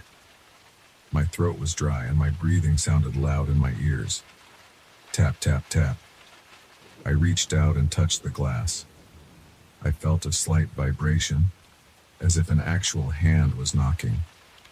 I jerked my hand away. The tapping stopped, and everything went silent. My ears buzzed, and I couldn't move for several seconds. Suddenly, a gust of wind pushed the window open despite the tape, ripping it free. The latch snapped back, and the window flew inward with a bang. The cold night air rushed in, carrying a musty smell. I stumbled backward and nearly fell over the chair. The lamp flickered. My eyes darted to the open window. No one was there, just the black sky and the faint outline of the courtyard below. I lunged forward and grabbed the frame. My mind screamed at me to close it to that half-locked position again. I couldn't see anything out there, but I felt a presence. It was strong, like a weight pressing on my chest. My arms trembled as I forced the window back into the correct position. The moment it locked into place, the wind died down. I took a few steps back, panting, my legs weak. I hurried to the bedroom and shut the door. I could still feel that tingle in my chest. It pulsed in time with my heartbeat. I crawled under the covers, turned on my bedside lamp, and stared at the door. Every tiny noise in the apartment made me jump. I stayed like that until the first light of morning peeked under the curtains. Then I dragged myself out of bed, feeling like a zombie. For the next few days, I tried to make peace with the window. I avoided messing with the latch. I kept the window at that half-open position, just as the landlord said. Each night I heard faint scraping and tapping, but it never escalated the way it did before. I stopped looking outside. I didn't want to see any shapes. I didn't want to confront whatever was there. A part of me was still curious, but I was also terrified. My only goal was to keep the noise at a minimum so I could sleep. One evening, as I walked past the window, I caught a glimpse of something moving outside. It wasn't big, but it moved up the wall. I froze, stepping closer to the glass. My heart pounded. I got near enough to see a dark shape clinging to the brick. I couldn't make out features, but it was definitely some sort of figure. It hung there silently, then slid out of view. I wanted to scream, but my voice wouldn't come out. A burning sensation filled my chest. I backed away slowly and bumped into the couch. I took a deep breath, then another. I told myself not to look out again. Now every time I pass that window, I feel that rush of anxiety, that prickly sensation in my torso. I keep it half open, no matter how cold or hot it gets. I don't bother to lock it. I avoid that corner of the living room at night. If I hear tapping, I try to ignore it. If I sense movement outside, I walk away. Sometimes I wake up in the middle of the night with a ringing in my ears, convinced I heard banging. But I stay in bed, heart pounding, until I drift off again. I still live here because moving out is complicated.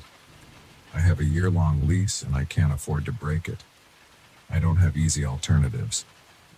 The landlord keeps his distance and we haven't talked about the window again. I'm not sure if I can handle another confrontation with whatever clings to that wall. All I know is I won't be closing that window all the way. I learned my lesson. If it wants to stay half open, I'll leave it that way. I'm not going to test it again. And that's my story. If you ever move into an old building and someone warns you about a window, trust them.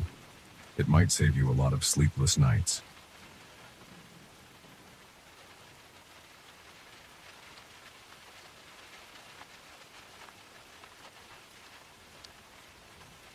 It started with a single bark that cut through the silence of my bedroom. I was half asleep, but the sound jolted me awake so fast that my heart pounded against my ribs. I sat up, rubbed my eyes, and listened. More barking echoed from outside my window. It sounded close. I felt a rush of unease. I forced myself out of bed, walked to the window, and pulled the curtain aside. That's when I saw a big dog standing in the weak glow of the street lamp across the sidewalk. It stood still, staring up at my second-floor window. I stood there, staring back until I realized something strange. There were no footprints in the dirt and no tracks on the grass. The ground was a little muddy from the rain earlier, yet the space around the dog looked untouched. I blinked a couple of times and tried to figure out if I was really seeing all this.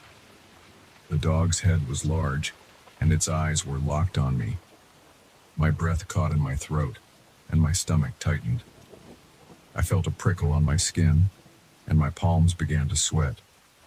I leaned closer to the window, searching for any movement or any sign that the dog had walked there, but everything looked smooth. The mud in my small yard should have shown paw prints. Instead, I saw nothing.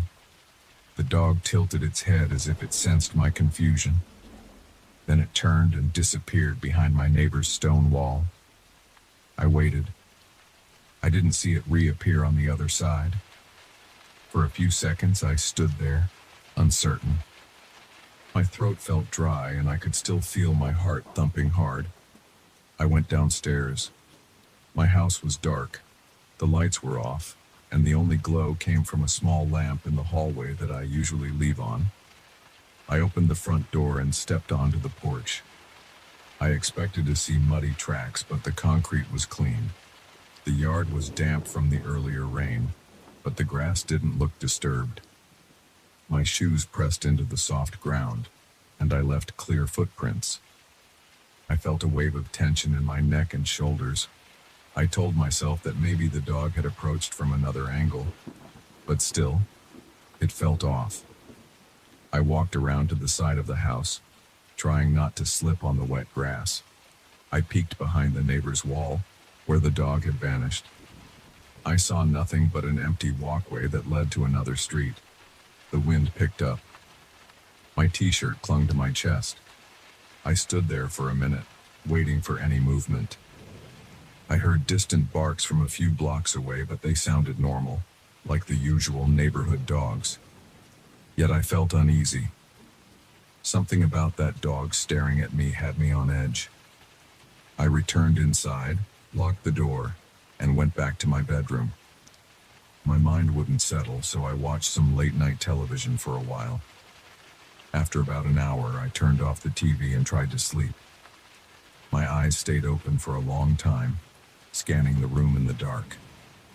Eventually, I dozed off. The next morning, I woke up later than usual. My back ached because I'd slept in a strange position. I went about my routine, brewed some coffee, and stood by the kitchen counter. That's when I noticed a smell in the air. It hit me suddenly, like a damp rag. It smelled like wet dog hair. I frowned and sniffed around. I don't have any pets. My windows were closed.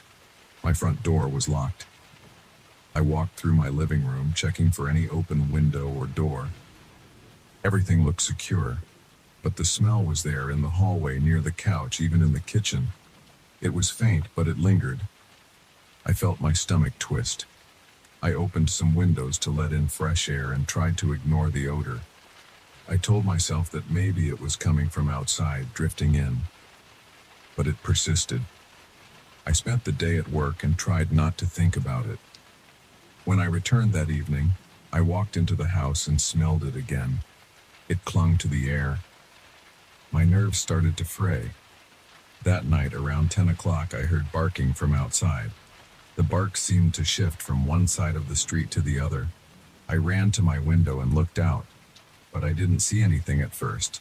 Then I saw movement near my front gate.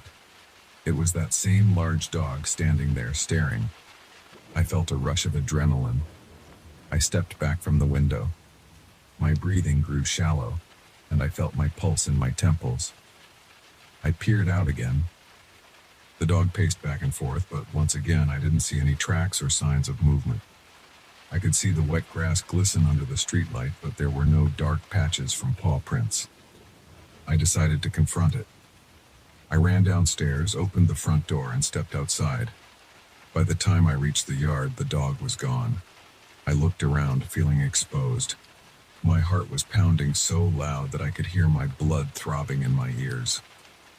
I spotted a neighbor across the street taking out the trash. I asked him if he saw the dog. He shook his head.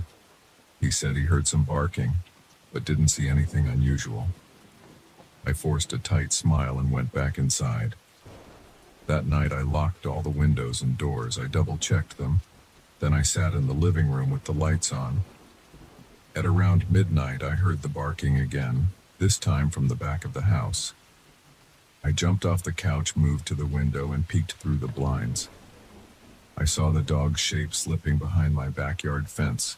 My knees felt weak. My chest felt tight. I rushed to the back door, but I stopped myself before opening it.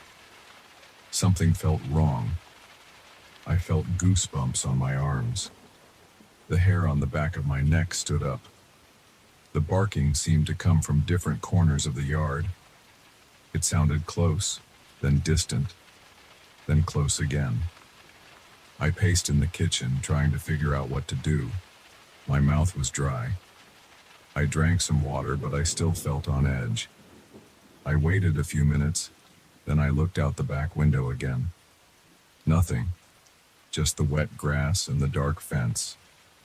I sniffed the air. That same wet dog smell hit me. It was stronger in the kitchen now, like something had brushed against the walls. I went upstairs, opened my bedroom window, and leaned out to see if I could catch a glimpse of anything on the roof or in the alley behind the house. It was quiet. I stood there for a long time, listening to my own breathing. A few cars passed on the main street a couple of blocks away. Eventually, I heard more barking, but it sounded further off. I tried to calm myself. I told myself I was imagining the worst. I managed to sleep, but it was a restless sleep filled with sudden jolts awake. In the days that followed, the barking became more unpredictable. Sometimes I heard it late in the afternoon. Other times I heard it just after dusk. A few times it startled me in the middle of the night. Each time I tensed up. My shoulders grew stiff and I felt a heavy lump in my throat. I looked outside and occasionally spotted the dog, always near my yard or near a neighbor's fence, but never leaving any marks. It always disappeared behind a wall or a fence before I could get close. And the smell inside my house never went away. It seemed to move around, sometimes strong in the living room, other times lingering in the hallway. I scrubbed the floors and furniture, thinking it might be some random source, but nothing helped. One evening, I decided to take a walk through the neighborhood after hearing distant barking. I wanted to see if other people were noticing it. I put on a jacket and walked around. I passed a couple of neighbors who were heading to their cars. They heard the barking too, but they shrugged it off. They said strays sometimes wander through the area. I didn't mention the footprints or the lack of them. I didn't mention the smell in my house. I felt uneasy talking about it, like I might sound paranoid. I circled back to my home and walked around my property with a flashlight. I checked every patch of grass for tracks. The soil was damp and my own shoe prints were clear, but there were no paw prints. The air felt cool on my skin and my ears rang with the quiet. I tried to listen for any whimper or rustle, but I only heard the hum of distant traffic. I went back inside, locked up, and sat on the couch. Later that night, I heard scratching near the back door. It wasn't violent scratching, but it was enough to make me jump. I froze for a few seconds. Then I stood up, approached the door, and listened. The scratch repeated, slow and steady. My heart pounded. My hands shook. I flicked on the porch light. Through the small window on the door, I saw a shadow. It was tall and still. I stepped back, trying to decide if I should open the door. The scratching continued. Then a bark came from the other side, followed by a low growl. It made my skin crawl. I reached for my phone, not sure who I'd even call. Animal control? The police? I hovered by the door with my phone in my hand. Another growl came, then silence. I leaned closer to the window. The shadow was gone. My breath trembled. I switched off the porch light and stepped away from the door. The smell of wet dog hair grew stronger in the hallway. I felt my stomach churn. I sat awake for hours that night. I listened to the house. It creaked and settled. Sometimes I imagined I heard soft panting or nails clicking on the floor. I got up more than once to check every corner. I never found anything. By morning, I felt drained. Over the next week, the barking continued in different parts of the neighborhood. I kept hearing it outside my windows, behind the fence, near the porch. Every time, I felt that same tension under my skin. Sometimes I managed to catch a glimpse of the dog before it slipped away. It always looked the same. Large, dark fur, intense eyes.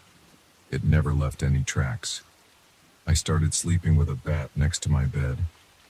I felt silly, but I couldn't shake the anxiety. My body was on high alert all the time. My appetite fell off. I paced the house, checking windows, sniffing the air. That wet dog smell never vanished completely. It moved through the rooms without a pattern. I asked a friend to stay over one night just so I wouldn't be alone. He fell asleep on the couch. Around midnight, I heard the barking again and shook him awake. He heard it too, but when we looked outside, we saw nothing. He commented on a strange smell in the living room. I told him I had no idea what it was. He didn't press the issue. Eventually, he went home, and I returned to my anxious routine of scanning the yard whenever the barking started. Every time I saw that dog, I felt a cold sweat on my skin. My thoughts raced, but I had no explanation. No one in the neighborhood seemed too concerned, though a couple of neighbors mentioned hearing some weird barking at odd hours. None of them mentioned a smell. None of them seemed spooked by a dog's stare.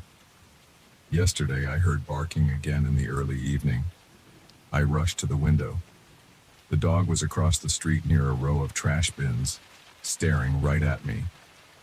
I pressed my forehead against the glass, trying to see if it left any footprints in the dirt around the bins. The area looked smooth. My heart hammered in my chest. I opened the window and shouted, "Hey!" The dog didn't move. It just stood there with its ears pricked. Then it turned and walked behind a fence. No tracks again. Now I'm here, sitting at my kitchen table, telling this story. I feel a knot in my stomach. That wet dog smell is in the air again. I keep the windows closed, but it still seeps in. I just heard barking a few minutes ago, this time near my front gate. I'm not sure how to handle it anymore.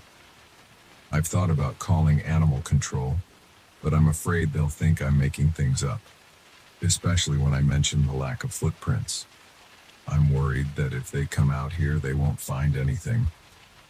Then I'll be stuck with this tension and no answers. I don't know where this dog came from, and I don't know why it keeps appearing around my house. All I know is that I hear its bark at unexpected times. I see it behind my windows or through the blinds, and I smell its wet fur in my living space. Every night I brace myself for more scratching at the door. Every morning I wake up with sore muscles because I've been sleeping on edge. I can't figure out what's happening or why, and I can't see an end to this. It's an ongoing presence, like a constant weight on my mind. I hear a bark right now. It's coming from the side of the house. My hands are shaking again. I'm going to look outside. I just need to know if it's there, staring at me again. I'm not sure if it ever left.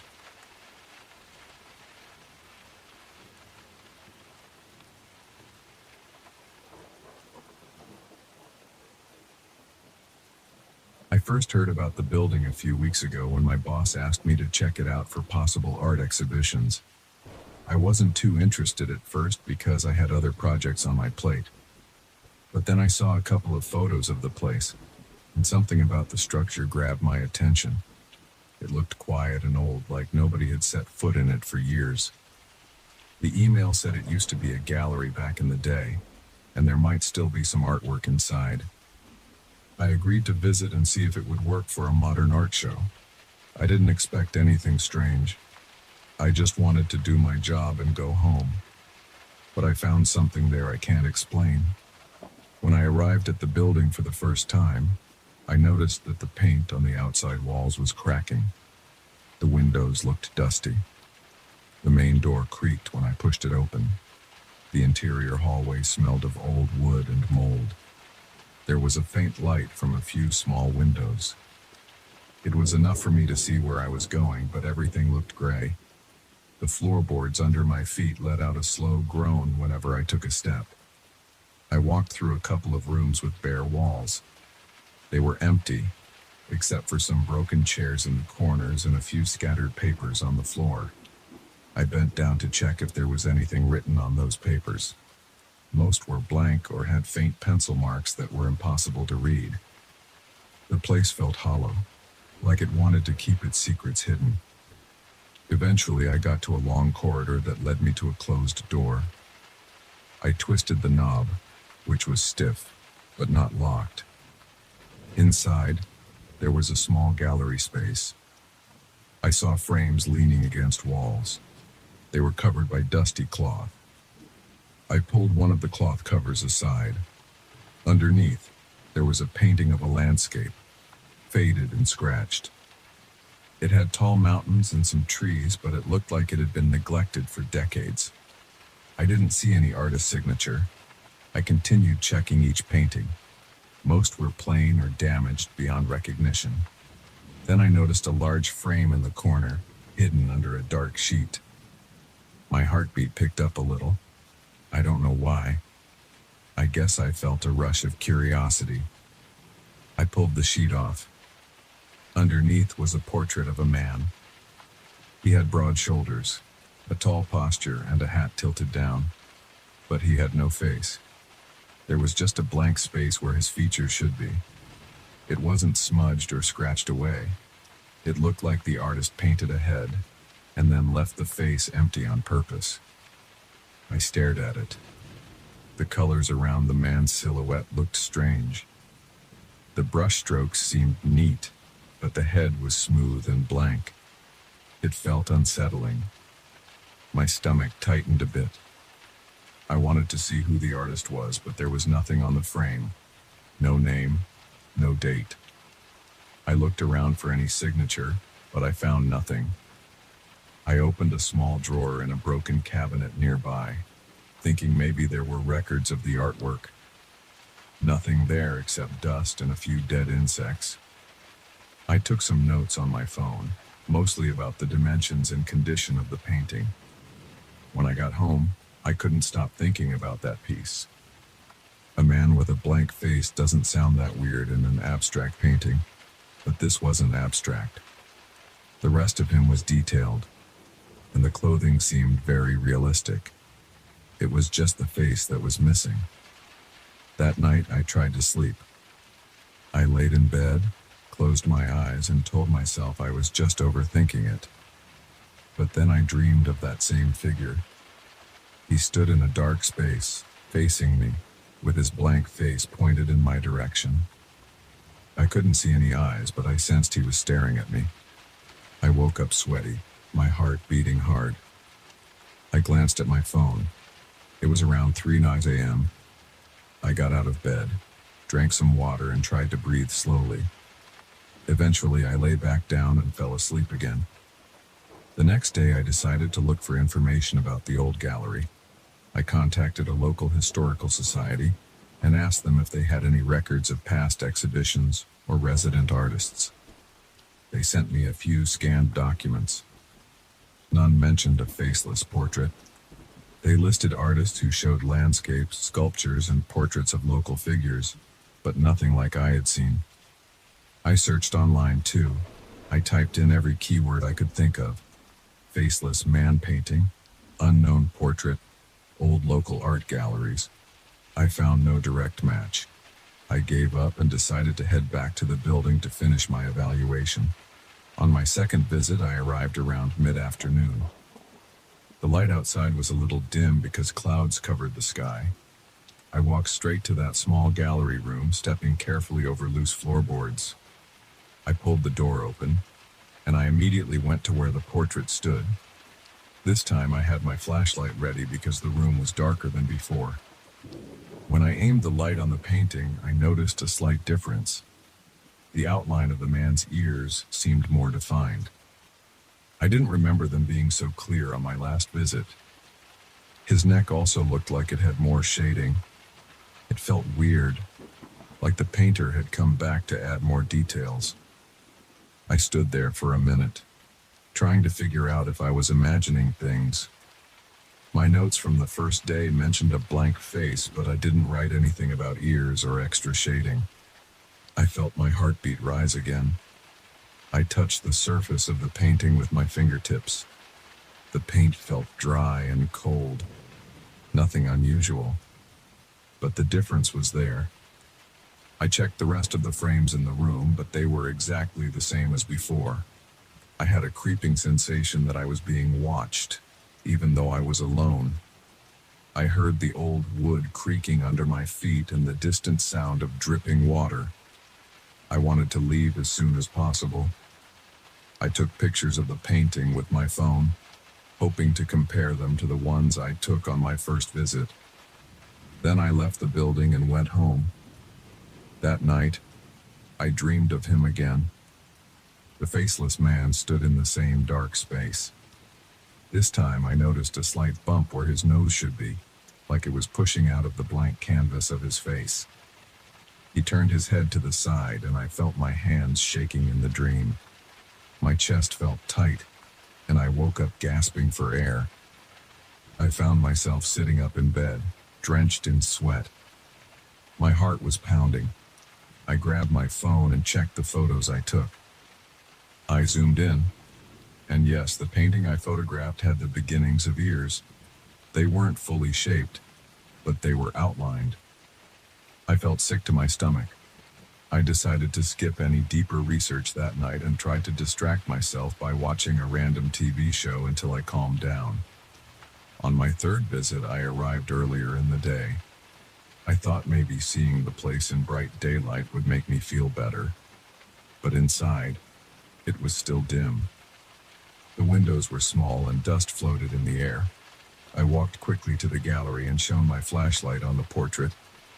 Now the man's cheekbones were slightly visible. The shape of his jaw looked stronger. I felt a wave of dread. I moved closer and noticed a faint suggestion of eyes. Not full eyes, but shadows where they would be. My legs felt weak, and I had to take a step back. My breathing got heavier. My throat felt dry. I pulled my phone out and snapped more pictures. My hand shook, so I took a few extra shots. Then I left. I didn't check the other paintings or the rest of the building. I just rushed outside, jumped in my car, and sat there for a few minutes before starting the engine. My hands were sweaty on the steering wheel. I felt like I needed air. I cracked the car window open and took deep breaths. My mind was racing. I couldn't explain how a painting could change on its own. That night, I had the same dream. Now the man had partial eyes like half-formed orbs. He stood there looking at me, though I couldn't see pupils or iris. My heart pounded, and I felt fear spread through my chest. I woke up with a headache. I looked at myself in the bathroom mirror. I noticed my eyes were bloodshot. I also saw that my face looked tired. For a moment, I thought I resembled the shape in the painting. I shook my head, splashed cold water on my face, and tried not to think about it. I called my boss and explained what was going on. I told him the building might not be suitable for an exhibition because of the state it was in. I mentioned structural issues, water damage, and poor lighting. I didn't mention the painting. My boss told me to finalize my report soon. I hung up and decided I had to go back one last time. I needed to see if the painting changed again. On my fourth visit, I arrived late morning. The hallway smelled even mustier than before. I walked with tense steps toward the gallery. My stomach churned and my palms felt clammy. When I entered, I pointed my flashlight at the painting. The man's face now had almost complete features. I recognized my own eyes and the shape of my nose. The hairline also resembled mine. I felt a cold knot in my chest, like something inside me froze. I wanted to destroy the painting or run away, but I just stood there. My breathing became shallow. I lifted my phone to take photos again. My hand trembled so much that I had to brace my arm against the wall. I snapped a few pictures, then started backing out of the room. As I did, I heard a faint scraping sound. I stopped. My heart pounded in my ears. I glanced around. Nothing moved, but the noise felt close, like something shifted on the floor or behind a wall. I quickly left the gallery and tried not to run down the corridor. I stepped outside into the daylight and breathed in fresh air. I felt dizzy. I climbed into my car and just sat there, gripping the steering wheel. My mind kept returning to that image. It looked like me, but with blank eyes. That night, I refused to sleep at my own apartment. I packed a bag and checked into a small hotel a few miles away. I wanted to break the pattern of those dreams. I stayed awake until after midnight, watching random videos. My eyes burned. Finally, I dozed off. The dream came again. The man looked exactly like me now, except his eyes were white. He stared at me with no expression because there was no color in his eyes. I woke up in the hotel room feeling my heart racing. My throat felt tight, and I noticed I was gripping the sheets with both hands. The next morning, I decided I was done. I wrote a short report for my boss. I claimed the building wasn't worth the effort. I told him there was too much damage and that the gallery space was too small. I didn't mention the painting at all. Then I packed my things, got in my car, and drove out of town. I needed distance. I headed for a friend's place in another city, about 2 hours away. I spent the rest of the day trying not to think about the painting. I kept telling myself it was all in my head, that I was just imagining those changes. But whenever I closed my eyes, I saw the portrait. I saw my own face reflected back at me with those strange, blank eyes. It's been a few days now. I haven't gone back. I'm not sure if I ever will. Sometimes I feel like I can sense that painting somewhere out there, alone in that dark gallery, waiting. My nights are still broken by flashes of that faceless man. I'm hoping that with time these dreams will stop, but I can't erase that image from my mind. I don't know what it was, and I don't know why it seemed to follow me. All I know is I'll never forget that feeling of dread when I looked at the painting and saw my own features growing out of that blank face. I don't have any answers, and I'm not sure I want them. I just know it happened, and I can still feel it when I close my eyes.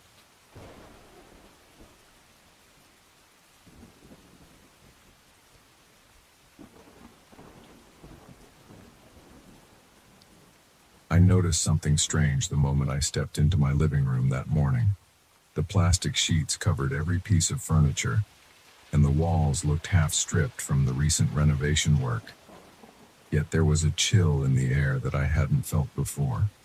The worker I hired had called me over, pointing to a weird circular opening in the wall. It wasn't there the day before, and it definitely wasn't in any blueprint I'd ever seen. There was no explanation for it. It was about 3 inches across, and something about its edges made me uneasy. They looked chipped, but not in a natural way. It felt like the wall had grown a mouth overnight. I stood there, trying not to show my discomfort to the worker. He was an older guy with rough hands and steady eyes. He just said, "I've never seen anything like that. We'll patch it up tomorrow." He sounded sure of himself. I nodded because I didn't know what else to say. Deep down, I couldn't shake a weird sense of tension. I walked over to the hole and placed my palm against the wall around it. It felt colder than the rest of the room. I told myself it was just the wind sneaking in from somewhere. Then the worker covered it with a piece of tape and promised he'd handle it soon. After he left for the day, I tried to go about my business. As night came, I settled on the couch. My place was dark and cluttered from the renovation. I had to navigate around paint cans and a ladder just to get to the kitchen. The living room lights were dim because I'd removed 2 bulbs earlier. There was a flicker from the street lamp outside, so shadows kept shifting across the walls. I tried to watch some late-night TV, but the moment I turned it off, I heard a muffled sound. It was soft at first, like a breeze passing through a narrow space. I listened for a second, convinced it was nothing. Then I heard it again, louder, like someone calling my name. At first, I just froze. My heart pounded. I stared at that patched-up spot on the wall. The tape was still there, but it looked slightly loose around the edges, like something was pushing from inside. I got up, walked closer, and pressed my ear against it. I waited. I heard heavy breathing. Or at least that's what it sounded like to me. I wanted to dismiss it, but my name came again. It wasn't clear, but I recognized the shape of the syllables. It was like a hushed plea. My scalp tightened. I yanked my head back and stood in the middle of the living room for a few seconds, unsure what to do. I thought I might be hallucinating, maybe from stress. There's a lot that happens when you're renovating. You lose your routine. The place looks like a mess, and your brain tries to cope. So, I decided to check if there was some trick of the wind. I peeled back the tape. The hole looked a bit larger than before. I couldn't be sure, but it seemed more like 4 inches across. I put my ear close again. I felt a blast of cold air. It hit my face and neck, making me shudder. I took a few steps back. That cold felt unnatural, like it didn't belong here in my living room. Then the voice came again. This time it was clear enough that I couldn't dismiss it. It said my name, followed by, "Help me." My hands started shaking. I realized I was still holding the loose tape, and I dropped it on the floor. I whispered, "Who's there?" I wasn't expecting an answer. My voice trembled, and I felt a thumping in my chest that wouldn't quit. The room felt too quiet. My question hung in the air. Then the voice said, "I need you to come closer." Its tone was soft but urgent. I looked around, half expecting to see someone behind me, but there was no one else in the apartment. The voice sounded so near, though. It was right behind that wall. I tried to calm down. I took a step closer and very slowly leaned in. I stuck my finger inside the hole, just to see if there was some draft or hidden pipe. My fingertip met something cold and damp. It felt like a breeze was pulling at my skin from the other side. I pulled my hand back and wiped it on my jeans. I stood there with adrenaline buzzing through me. My breath was coming in short gasps. "How did you get in there?" I asked. It seemed like a stupid question, but I had no clue what else to say. The voice responded, "I've been stuck here. Please." I looked around my apartment, trying to figure out if I should call someone.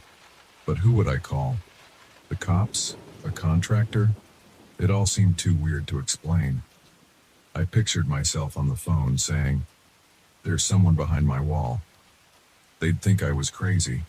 I decided to see if the voice would explain more. I leaned in and said, "What do you need me to do?" The reply was faint. "Keep talking to me, don't leave me." I felt this pull inside me, a mixture of compassion and fear. There was a desperation in that voice. It sounded human, but I couldn't grasp how a person could be stuck inside a solid wall. I thought about a hidden crawl space or an old shaft, but the building wasn't that old. Also, that section of the wall was supposed to be solid concrete. I spent about an hour just speaking to whoever was behind there. I asked questions about how they got there, and all I got were pleas to help them out. No answers. The voice kept repeating my name and thanking me every time I said I wouldn't leave. My shoulders felt tense, and my eyes kept darting around the room, expecting something else to happen. The hole seemed to widen a bit during that time, maybe by another inch or so. The edges continued to chip away on their own, flaking off in small bits. I didn't see any tool or force doing that. It just happened. Sometimes I heard a slow scraping sound, like nails on concrete. It was late, and I felt exhausted. My entire day had been stressful, and now my night was turning into a nightmare. I told the voice I had to rest, but it whimpered, begging me not to go. I told it that I would come back in the morning. My whole body tingled with unease. I ended up leaving a dim lamp on in the living room so I could see if anything changed overnight. Then I went to my bedroom, locking the door behind me. That lock never felt necessary before, but tonight I needed some sense of protection. I barely slept. Every time I closed my eyes, I pictured the hole growing larger, swallowing the wall, letting something out into my apartment. I woke up at least 4 times, each time certain I heard footsteps in the hallway. When morning came, I had a headache and felt shaky. I walked out to the living room to check. The hole was definitely bigger now, maybe 6 inches wide, and I could see deeper inside. The interior wasn't just drywall or insulation. It looked darker, like a tunnel. I grabbed a flashlight from a kitchen drawer and shone it in. The beam only went so far, but I saw some kind of passage stretching back. I couldn't tell if it was made of concrete or stone. The voice was quiet now. I called out. Nothing answered. I went about my day, but I felt distracted. I was supposed to have the worker come back, but he texted me that he had a family emergency and wouldn't arrive until the next day. I paced around the apartment, checking the hole every few minutes. By late afternoon, I started hearing small tapping sounds from inside. They were light taps, spaced out like someone was testing the wall. I crouched down and pressed my ear close. That cold air touched my skin again, and I tensed up. Then the voice returned, softer this time. "I'm still here." I let out a breath I didn't know I was holding. "Who are you?" I asked again. The voice paused. "I don't know," it answered quietly. I felt a chill run through me. I stared into that dark space for a few seconds, my pulse drumming in my temples. The voice said, "I only know I need your help." That was it. No more details. I grew frustrated. "I can't pull you out if I don't know where you are," I said, stepping closer. The hole's edges looked jagged, and I could see bits of plaster on the floor around my feet. The voice only replied, "Please don't leave." Its tone sounded weaker, like it was losing energy. I decided I had to see if I could reach further in. I rolled up my sleeve and carefully pushed my arm inside up to my elbow. The space inside felt cold and damp. The texture on the sides was gritty, almost like coarse stone. My fingertips brushed empty air. I couldn't feel another side. I kept pushing, ignoring the discomfort. Suddenly, I felt something brush against my hand. It was a light touch, almost like another hand trying to grab mine. I jerked my arm back out, breathing hard. My skin had goosebumps.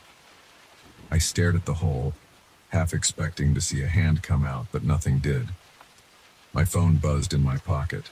I almost jumped out of my skin. It was a call from a friend checking in. I didn't know how to explain what was happening, so I just mumbled something about being busy. When I looked back at the wall, I noticed the hole was now maybe 8 inches across.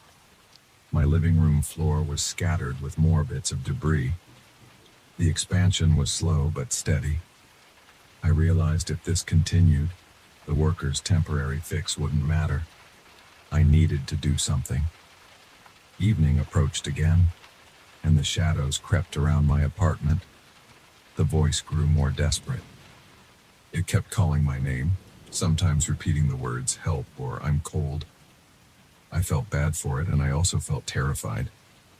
I tried knocking on the neighboring walls to see if there was some hidden corridor or space. Everything sounded solid. I could almost feel the building's structure behind the drywall.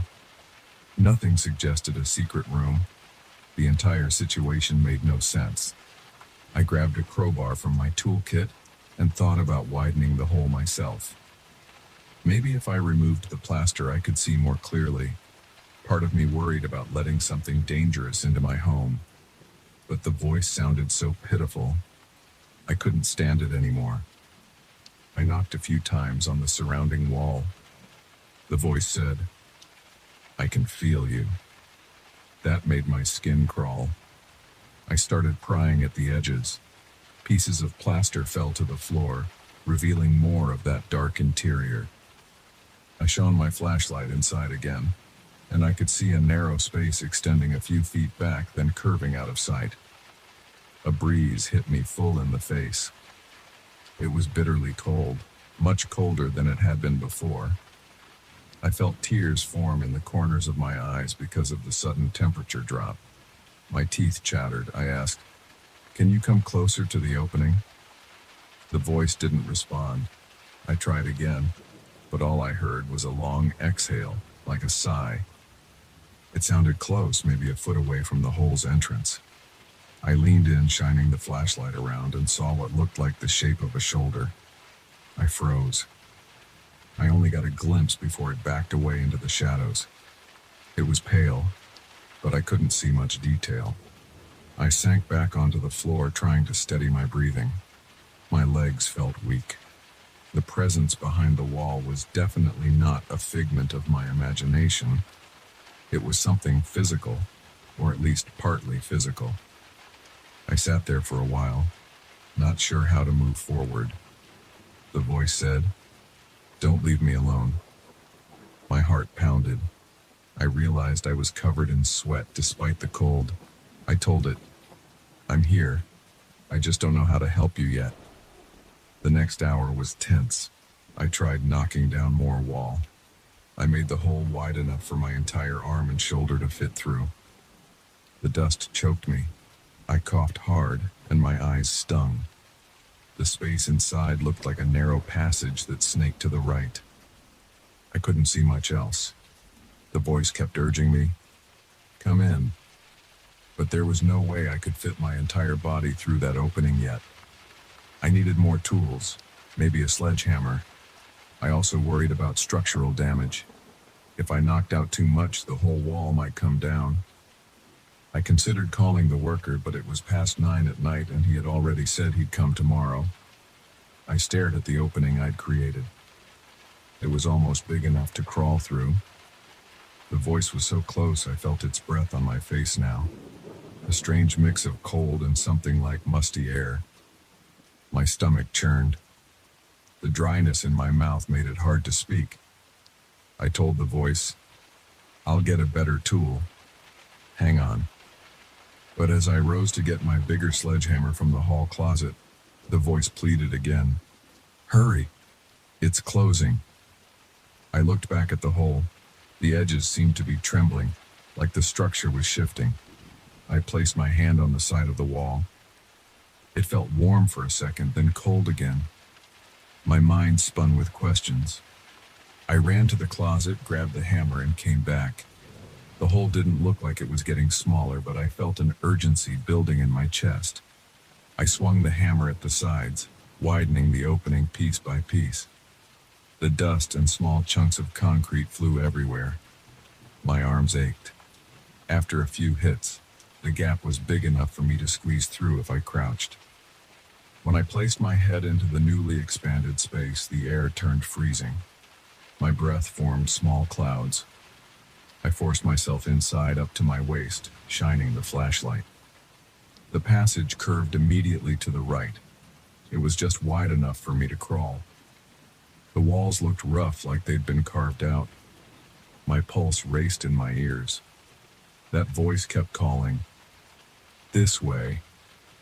I felt drawn forward, but at the same time my instincts screamed at me to back out. My flashlight flickered. The cold was almost unbearable. My teeth rattled and my fingers felt numb. I dragged myself a few more inches, pressing my back against one side of the passage. Then I heard a scraping sound, louder than before. It echoed all around me. A heavy dread filled my stomach. My mind raced with images of the wall collapsing behind me. I tested the space. If anything happened, could I turn around and retreat? That's when I felt the lightest touch on my shoulder. I jerked around, nearly dropping the flashlight. There was no one there, or at least no one I could see in the dim beam. But I felt the presence. The voice was only a few inches away. It said, "Thank you." So close it felt like it spoke right into my ear. My skin prickled. I called out in a trembling voice, "I can't see you. Where are you?" The voice responded, "Here." And I felt another slight brush against my arm, as if guiding me forward. I was at my limit. My breath was ragged and I was covered in a cold sweat. I realized I didn't have a plan for getting back if something went wrong. My body was shaking, and the confined space made it hard to breathe normally. I said, "I'll come back with someone else. I need help." The voice sounded panicked. "Please don't leave me alone here." I looked down the dark passage, my flashlight catching glimpses of rough surfaces. My heart throbbed so hard it felt like it might crack a rib. I started backing out, my shoes scraping against the concrete. The voice kept pleading, "No, don't go." But I forced myself to retreat. My mind was on the edge of panic. Once I was out in my living room again, I gasped for air, feeling sweat trickle down my face. The hole in the wall sat there, larger than ever, revealing that strange tunnel. I collapsed onto the floor, leaning against the couch, hammer still in my hand. My body shook. The voice continued to call for me, but I stayed put. I couldn't force myself to go back in alone. I couldn't think of any logical explanation for that space or that voice. All I knew was that my apartment wall was no ordinary structure. Something existed behind it, and it wanted me to come deeper. It needed help, or claimed it did. I decided then to wait for the workers' arrival the next day. I sat there in the half-lit room trying to control my breathing. My eyes never left that gaping hole. Occasionally I saw shadows or felt a gust of cold air emerge. The voice spoke less and less as the night wore on, but it didn't stop entirely. It stayed there, quietly calling my name, like it had no one else to turn to. I couldn't sleep. I just gripped the hammer, stared at that opening, and waited for morning.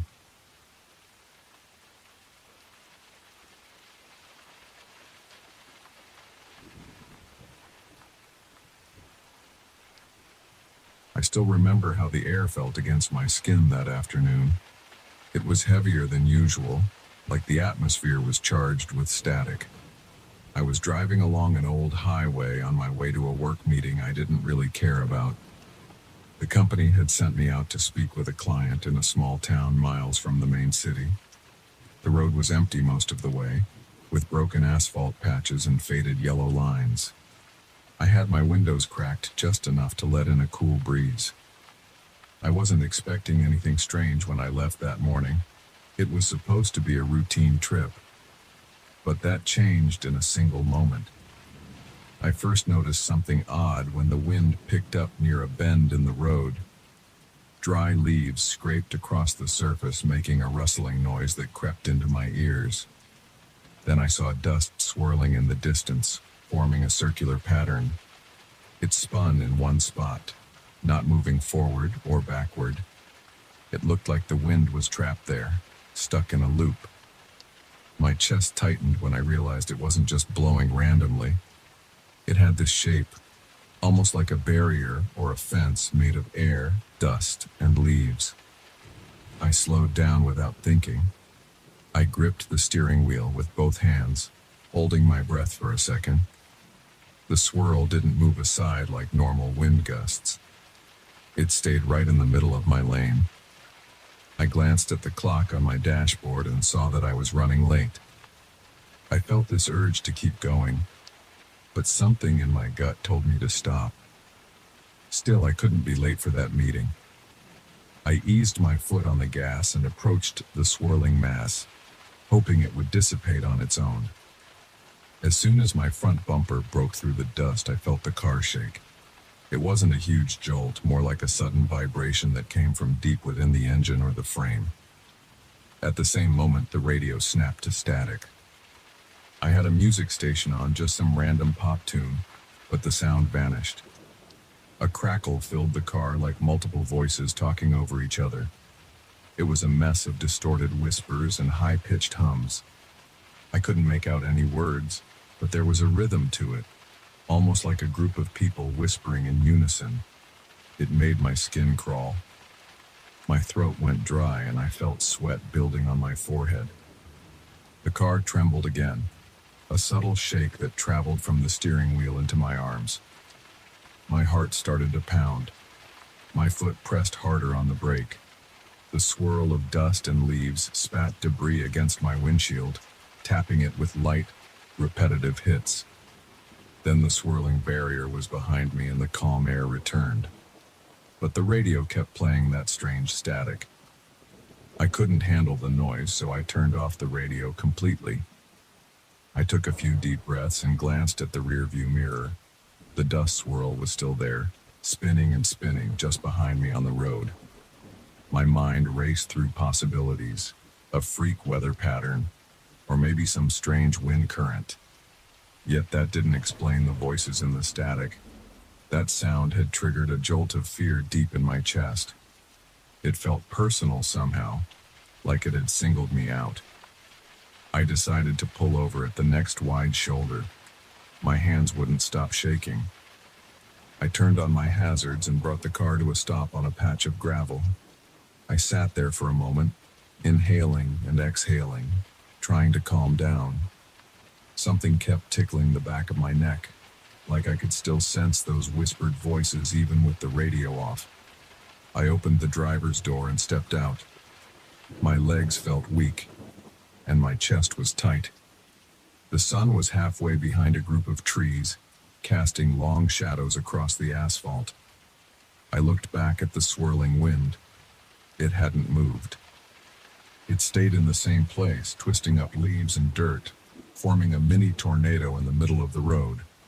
I heard a faint voice echo in my head, like static bouncing inside my skull. It made my ears ring.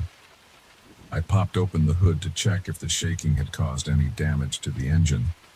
Everything looked normal, but I wasn't exactly calm.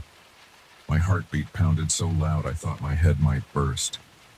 A breeze rolled in, rustling the trees and blowing dust across my shoes. I slammed the hood shut and wiped the sweat off my forehead with the back of my hand. Then I sensed movement out of the corner of my eye. I turned slowly. Standing in the middle of that swirl was a figure, tall, thin, barely distinguishable through the dust. My scalp tingled and my stomach dropped. The figure looked like a person wearing dark clothing, but its features were hard to make out. The leaves and dust spun around it, and the figure just stood there facing me. I couldn't see a face, but I felt its stare. Every hair on my body stood on end. I glanced at the trees lining the road on both sides. No cars were coming from either direction. I was alone with that figure. My mouth went dry as I tried to swallow. My hands trembled and my feet felt glued to the ground. The swirling wind grew louder, making a whooshing sound around the figure. Then, as quickly as it appeared, the figure turned and moved toward the trees.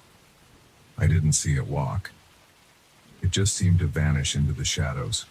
The swirl of dust kept spinning for a moment, then stopped so suddenly that leaves fell straight to the ground. I coughed from the dust in the air and walked forward a few steps, straining to see if the figure was still there. I heard the crackle of branches in the distance, but I couldn't see anyone among the trees. My heart hammered, and I clenched my fists, unsure if I should jump in the car and drive away or investigate. Part of me wanted to leave right then. Another part felt drawn toward the place where the figure disappeared. I forced myself to walk around the passenger side of my car, circling it to see if everything was intact. The tires were fine, no damage to the paint. The swirl hadn't left any visible dents, but I couldn't shake off the feeling that something was watching me from the trees. I felt a pressure on my chest, like a growing panic that made my breathing shaky. The sun slipped lower behind the tree line, and I realized that if I stayed much longer, I'd end up on this road after dark. That thought churned my stomach. I'd never considered myself superstitious, but the voices on the radio and that figure in the dust had messed with my head. It didn't feel safe out here. My body was on high alert, muscles tense, ears straining to catch any sound. I got back into my car and shut the door, locking it immediately. I turned the key in the ignition, half expecting the engine not to start, but it did, humming like normal. A wave of relief washed over me for a second. Then the radio clicked on by itself. The volume was low, but I could hear the static again, those distorted whispers. My hands started to shake on the steering wheel. I switched the radio off and tapped the console, but the static continued to leak out.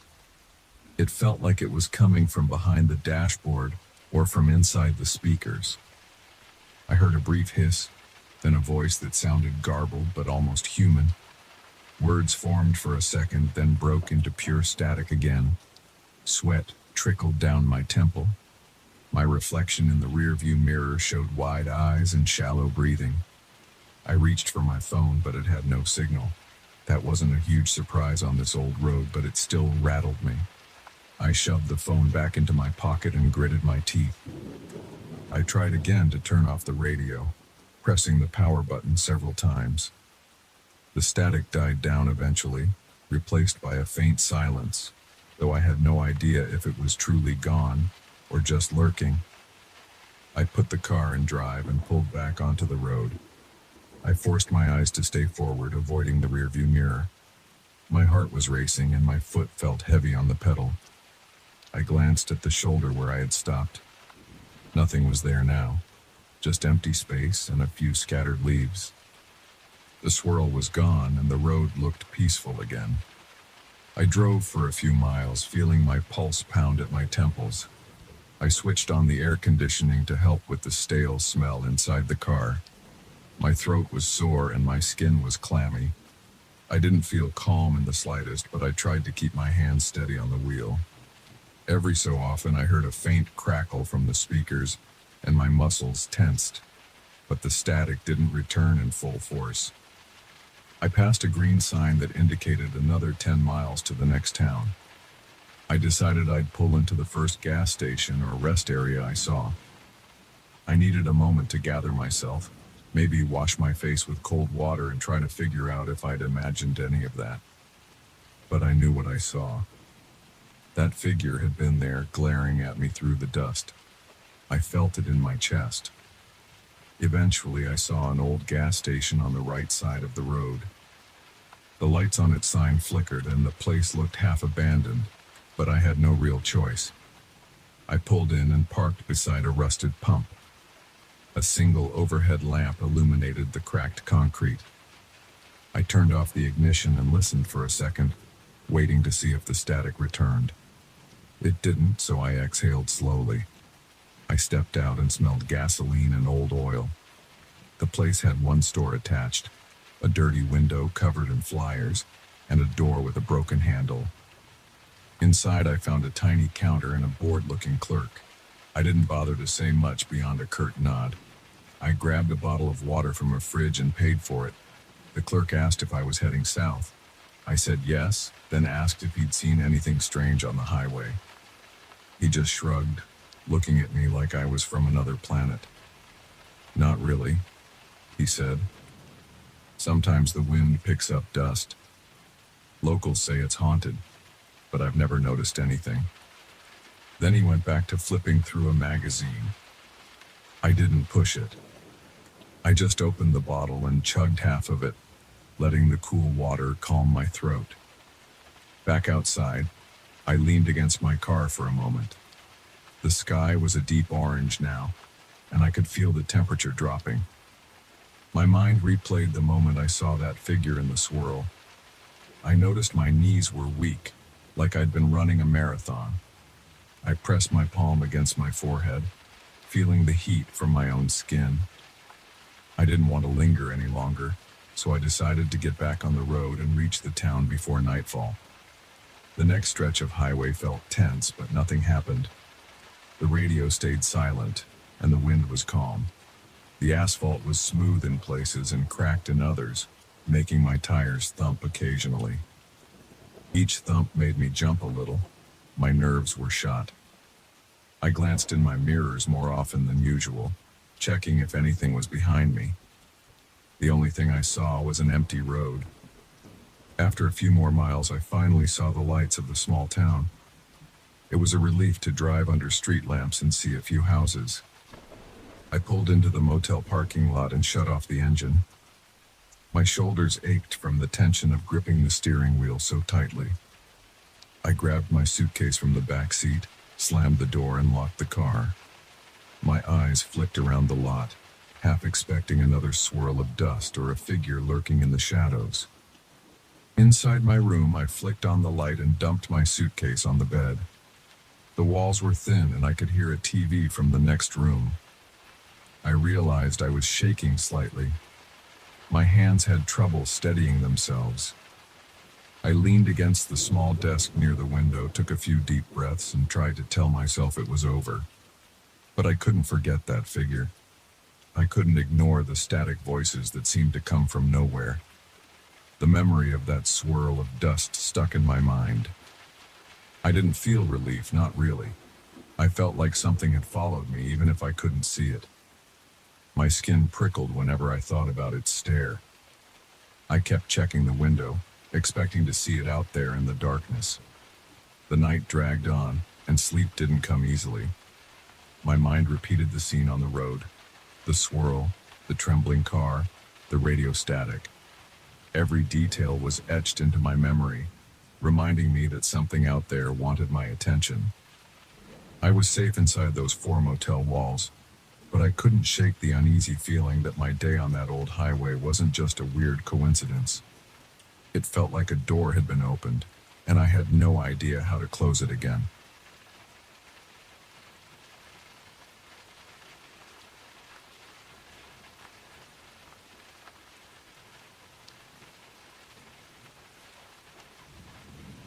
I never expected to hear a phone ring in that old booth. Most people in town said it was disconnected years ago. No dial tone, no service, nothing. But one night, as I walked past it on a cold evening, it rang, clear as day. That sound cut through the quiet street and made my chest tighten. It didn't make sense. That was the moment I stopped believing everything was normal around here. My name is Daniel. I moved to this small town about 6 months ago to help my uncle run his auto shop. He's older now and doesn't like to deal with cars much anymore. I handle the customers, do some light repairs, and try to keep things organized. It's not exciting, but I like the slow pace. There's only one main road, a single bar, and a few rundown buildings. People go to bed early, and there's not much to do except watch TV or walk around at night when I can't sleep. That phone booth sits on the corner near an old convenience store that closed a long time ago. The store has plywood over its windows, and someone spray painted some words on the door, but they're faded now. The booth itself is rusted around the edges, and the glass panels are cracked. Inside, the phone hangs on a metal cord with bits of chipped paint around it. I tried picking up the receiver once during the day, months ago, just out of curiosity. There was no dial tone. It was dead, or at least I thought so. One night last week, I was coming back from the bar. I had 2 beers. The air felt sharp against my face. I usually cut through the side street to get home, but something made me go by that corner. As soon as I got close, I heard a phone ring. The sound was loud and jolted me.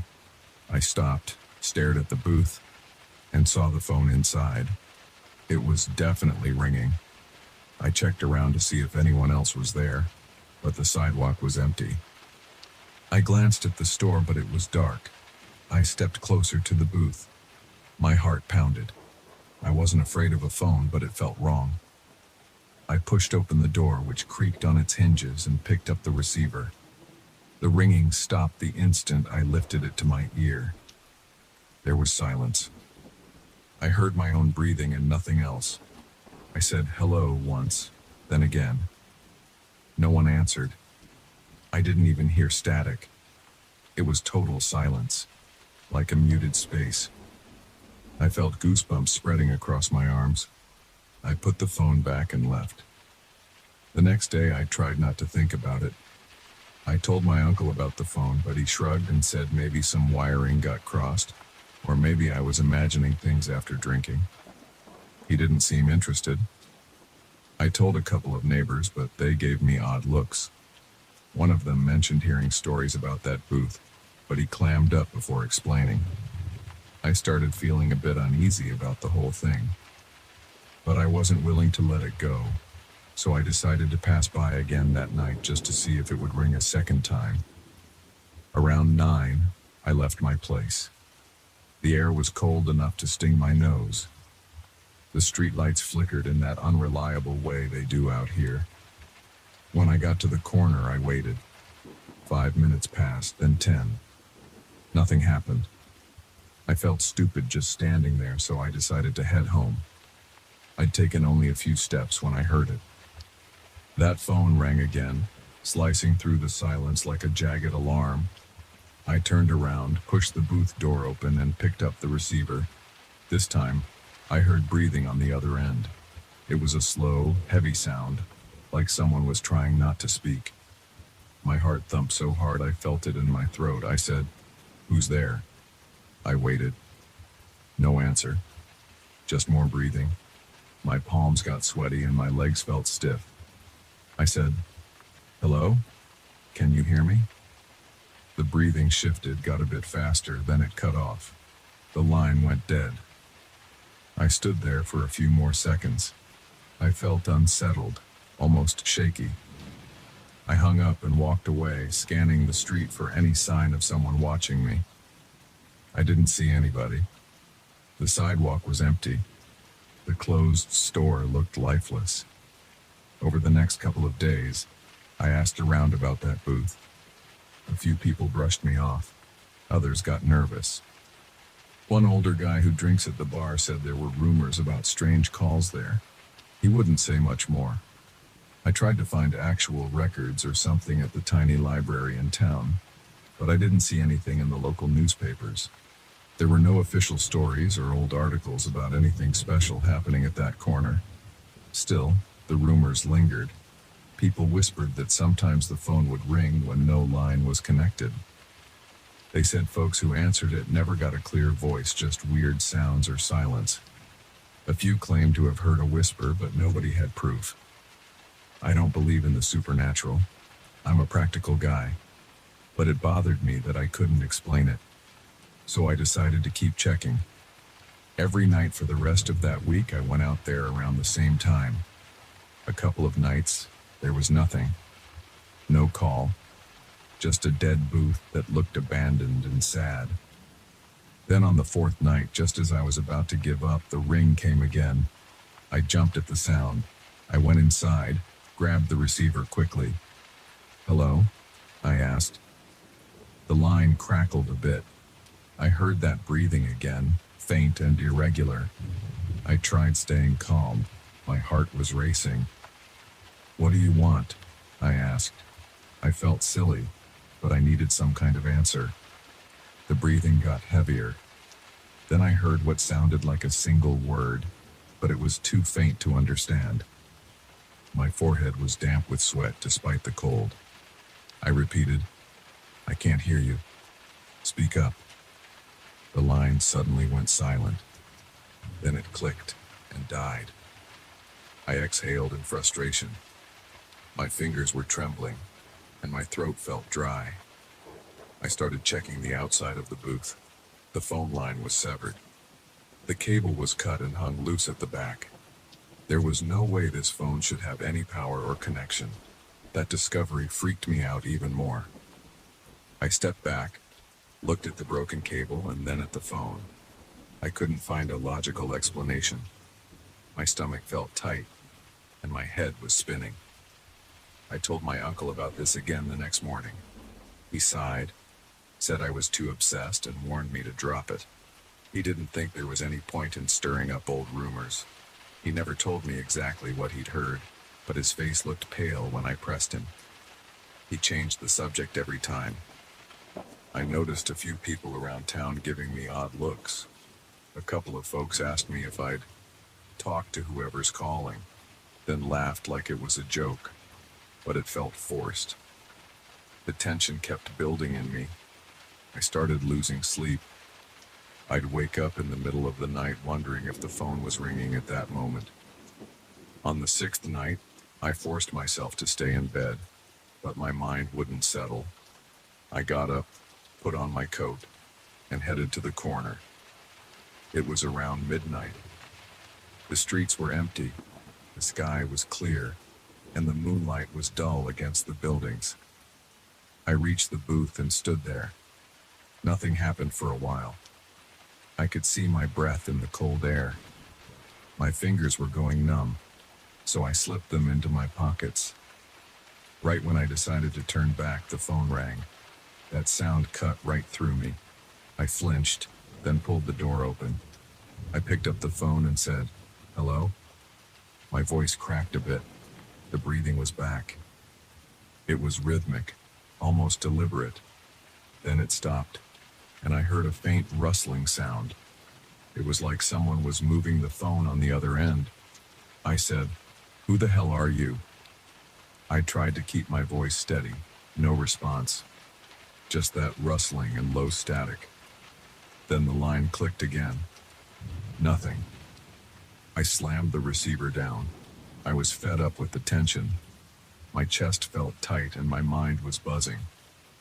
I kicked the side of the booth in anger. It wobbled, and the glass rattled. I felt a sting in my toe from the impact. Then I heard a soft thud, like something fell inside the phone. I looked around for any sign of movement, but the street was deserted. The next day, I found a local repairman who sometimes works with old telephone equipment. I told him there was a weird phone booth that seemed to be ringing out of nowhere. He gave me a puzzled look. but agreed to check it with me after he closed his shop. Around 7 that evening, we walked to the booth. He brought some tools and a flashlight. We opened the phone's panel and saw the wires inside. They were corroded. The main cable outside was cut clean. He tried hooking up a small device to see if there was any current. Nothing registered. 0. He shrugged and said, "There's no way this thing's getting power." I stood there staring at the receiver, expecting it to ring the moment he left. He stayed about 10 more minutes, shaking his head. Then he left, confused. When I went back that night, I half expected no ring because someone had messed around with the wiring. For a full hour, I waited in the cold, pacing in front of the booth. A stray cat passed by, gave me a quick glance, and bolted. A truck rumbled by on the main road, headlights sweeping the sidewalk. Nothing else happened. I started to feel relieved, thinking maybe the calls had stopped. Then, right as I was about to walk off, the phone rang again. My stomach dropped. It was the same loud ring echoing on the empty street. I stepped into the booth and snatched the receiver. This time I pressed it tight to my ear. I didn't say anything. I just listened. My heart hammered. At first it was quiet. Then I heard a faint inhale, like someone on the other side was nervous. I said, "I know this phone is disconnected. How are you calling me?" There was a pause. Then the breathing continued. It got louder, and I noticed my hand trembling.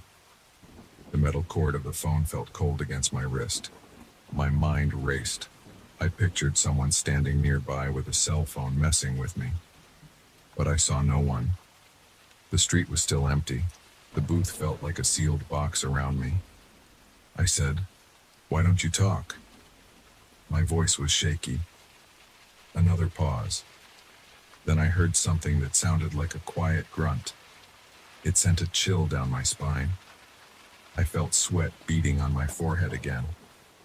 "Tell me what you want," I insisted, raising my voice. I heard the click and the line went dead. My breath came out in short gasps. My heart rate was way up. I looked at the phone in my hand. It was still as lifeless as ever. No dial tone. My pulse throbbed in my temples. I stepped out of the booth and looked around. No sign of movement. A few streetlights flickered. My legs felt weak, like I'd run a marathon. I trudged home, feeling the cold sink into my bones. Over the next few days, I tried ignoring the booth. I avoided that corner, took other routes, and busied myself with work. My sleep improved a little, but I kept thinking about the calls. After all the rumors, the severed cable, the silent nights, I still had no explanation. Part of me felt drawn back, like an itch I couldn't scratch. Another part wanted me to forget I ever picked up that phone. I was doing okay for almost a week. Then, late on a Saturday, I heard it. I was lying in bed, half awake, and I swore I heard that phone ring in my head. I sat up, heart racing. I told myself it was imagination, but I couldn't let it go. I got dressed, slipped on my boots, and jogged out into the cold. It was around midnight again. When I reached the corner, I saw the booth standing under a flickering streetlight. For a few seconds, it was silent. Then it rang. That sharp, piercing ring. My hands shook. I forced myself to go inside again. I picked up the receiver. The breathing was there, quiet at first, then heavier. I closed my eyes for a moment. "Why do you keep calling here?" I asked, my voice tense. The breathing slowed, like the person on the other end was listening. I said, "I can't keep coming here. What do you want from me?" My throat felt dry. The line was quiet except for that breathing. Then it started to fade, as if the person was moving away from the phone. I clenched my fist around the receiver, feeling a throb in my knuckles. "I'm done," I said in a low voice. "I'm done answering." I put the phone back on the hook and stepped out of the booth. My mind felt scrambled, but my body felt certain of one thing. I couldn't keep chasing this. Whatever was happening, it wasn't something I could fix or understand. I walked away without looking back. The night was cold, and my breath formed small clouds around my face. I headed home, my heart still pounding, but I felt a sense of relief at the same time. I needed to stop letting that broken phone control me. If it rang, I'd let it ring. I had nothing left to say. I don't have all the answers about that booth. I never found out who or what was on the other end. People around town still give me strange looks sometimes. Maybe they know more than they're letting on. Maybe they're just as clueless as I am. But I decided I'm not going to stand there night after night, chasing a voice that never speaks. If I hear that ring again, I'll leave it alone. That's how I stay sane. If something beyond logic is messing around, that's not my problem anymore. Let that phone ring all at once. I'm not picking up again.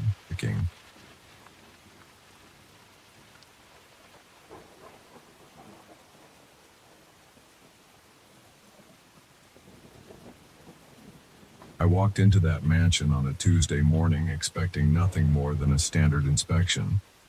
The caretaker had called me in, saying they needed a professional restorer to evaluate some very old wooden doors. I thought it would be a few hours of looking for rot, checking hinges, and writing a short report. I had done this kind of job 100 times, but from the moment I stepped through the front entrance, I sensed a heavy quiet in the corridors. There was a stale smell in the air, like the place had been closed for too long. My jacket felt tight around my shoulders and the floor creaked under my shoes. I remember wiping sweat from my forehead as I walked down the hallway toward the doors. The caretaker was a tall guy with a stiff posture. He led me to a side corridor at the far end of the house. There, 3 large wooden doors stood. They looked old, really old. Their surfaces were rough, the color of dark oak, and they had long iron hinges that were starting to rust. I ran my hands over the wood. It felt cold to the touch and had a slight grainy texture. The caretaker told me these doors had been there for at least a century, maybe more. My job was to see if they could be preserved or if we needed to replace them entirely. I leaned in and examined the first door. I squatted down, ran my fingers along the bottom edge, and looked for evidence of termites or cracks. I tapped the panel to test its solidity. I heard a faint echo. No major damage, just some superficial scrapes. I wrote some notes in a small notepad I carry. The caretaker waited behind me, shifting on his feet. He seemed impatient or uneasy. I didn't pay much attention to him at that moment because I was focused on the job. Then I saw something unusual near the middle of the door. A barely visible engraving ran in a thin line. It was so faint I almost missed it. I bent closer, squinting, and traced the outline with my fingertip. It looked like a single word, carved in a delicate script. The letters were shallow, and I couldn't read them right away. I tilted my head to see if the light from the overhead fixture would help. The caretaker asked if I found anything, and I just raised my hand to signal him to wait. I realized it was some foreign word. I tried to sound it out in my head. It had an odd combination of letters. It felt unnatural on my tongue. I slowly read it out loud, just to see how it might sound. The moment I said the word, I heard a short whisper, as if someone exhaled in my ear. It made the hair on my arm stand up. I looked over my shoulder expecting to see someone, but the corridor was empty except for the caretaker, who was at least 10 feet away. I felt a tightness in my chest for a moment, like I'd stepped into cold water. I shook it off, thinking it might be my imagination or a draft passing through the hallway. I turned back to the door. The engraving seemed different now. The shape of the letters looked shifted, as if they had rearranged themselves. My eyes went wide and I leaned in closer to confirm I wasn't seeing things. It definitely wasn't the same word I had read a second ago. My heart started to pound in my chest. My hands felt clammy and I wiped my palm on my pants. The caretaker asked if everything was all right. I just nodded, not wanting to sound crazy. I told him I needed more time. I glanced at the caretaker and motioned for him to give me some space. I'm not sure why, but I didn't want to explain what I was noticing. He walked a few steps away, looking at his phone or something. I took a deep breath, then read the new set of letters out loud again, trying to pronounce them carefully. The moment I finished, I heard that whisper again. This time, it felt like it traveled from one end of the corridor to the other. A ripple of cold air brushed my neck. I could see my hand shaking a little, so I gripped my notepad to steady myself. I looked at the door once more. The word changed again, shifting in place like it was alive. My pulse throbbed in my ears and I could feel my teeth clenching. My mind raced with questions, but I had no answers. I've worked on a lot of antique pieces and encountered plenty of strange details, but nothing like this. I touched the door, placing my palm flat against the wood. My hand tingled, a slight electric buzz running through my skin. I pulled back, startled. The caretaker didn't seem to notice any of this. Maybe he was too far away or distracted. I decided to keep going with my inspection, trying to act like everything was normal. I moved to the second door. It was similar in style, with the same kind of iron hardware. I checked the edges, the hinges, and the panels. I ran my hand across the surface. The wood felt sturdy, well preserved. Then I spotted another faint marking, this time near the top. I had to stretch to see it. The letters were different from the first door's letters. Again, I read them out loud. I instantly heard that same whisper. It rushed past me, tickling my ears. I took a step back, bumping into a small table in the hall. The caretaker gave me a quick look, but I waved him off. My body felt tense. My mouth was dry. The doors seemed to be reacting to my voice. I felt a sweat break out at my temples. I couldn't deny it anymore. Every time I read those words, something happened. The sound wasn't natural, and the letters on the door appeared to shift. I felt an urge to figure out what was going on, but I also felt a knot in my stomach. I kept reminding myself I was there for a professional job, not some ghost hunt. I took a sip of water from my bottle, then wiped my lips with the back of my hand. I ran a finger along the second door's carving again, gently. As soon as I touched it, the door's surface changed where my fingertip pressed. A shallow groove formed like a fresh scratch. It reminded me of torn skin, but I tried not to dwell on that. I jerked my hand away and stared at the door. I reached out again and touched a different spot. The same thing happened. The wood warped as if it was bruising under my fingers. My heart pounded. My legs felt restless, and I wanted to pace around, but the hallway was narrow. I stuck to short steps back and forth, trying to think. I turned toward the caretaker and told him I wanted to take a closer look at the third door. He nodded, still appearing bored or restless. The third door was at the end of the corridor near a large window. Dust covered the glass, blocking most of the sunlight. The door had a large metal handle, shaped in a simple rectangular design. I crouched down, shining my flashlight along the seams. I felt the wood carefully. I expected to find another faint word. After a moment, I spotted one right next to the handle. It was the same style of carved text, very fine and shallow. I hesitated, then read it in a low voice, barely above a whisper. Immediately, I sensed that presence again. The caretaker seemed not to notice anything, but I heard it. A faint breath, or maybe a low hum, traveled across the hall. I glanced at the caretaker and noticed he was still looking at his phone. My forehead felt damp. I realized I was sweating, but my fingertips felt cold. The letters on the third door twisted into a new shape, just like on the others. I placed my hand on the handle, which felt unusually cool, almost icy. My fingers tingled. I tried the handle, but the door was locked. I pressed my palm against the wood, and again I felt that slight buzz traveling up my arm.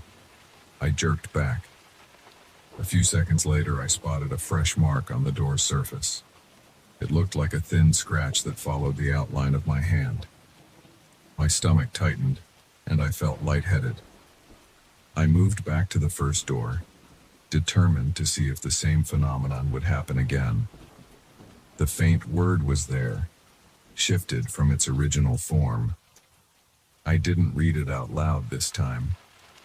I reached out carefully, touching a corner of the engraving.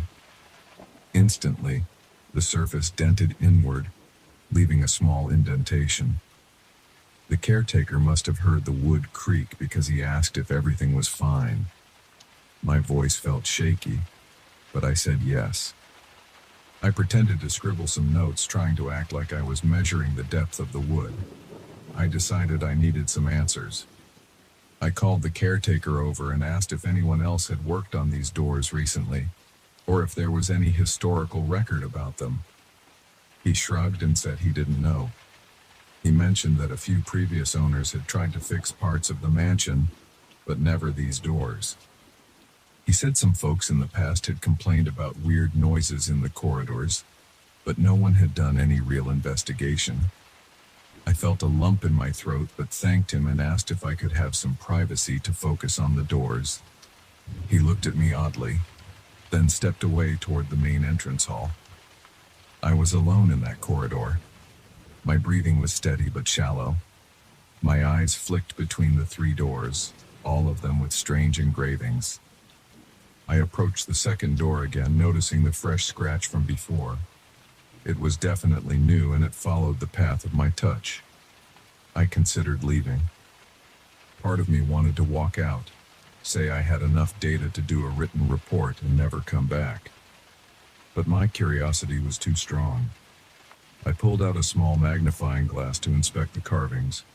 The wood around them seemed clean, no sign of mold or insect damage.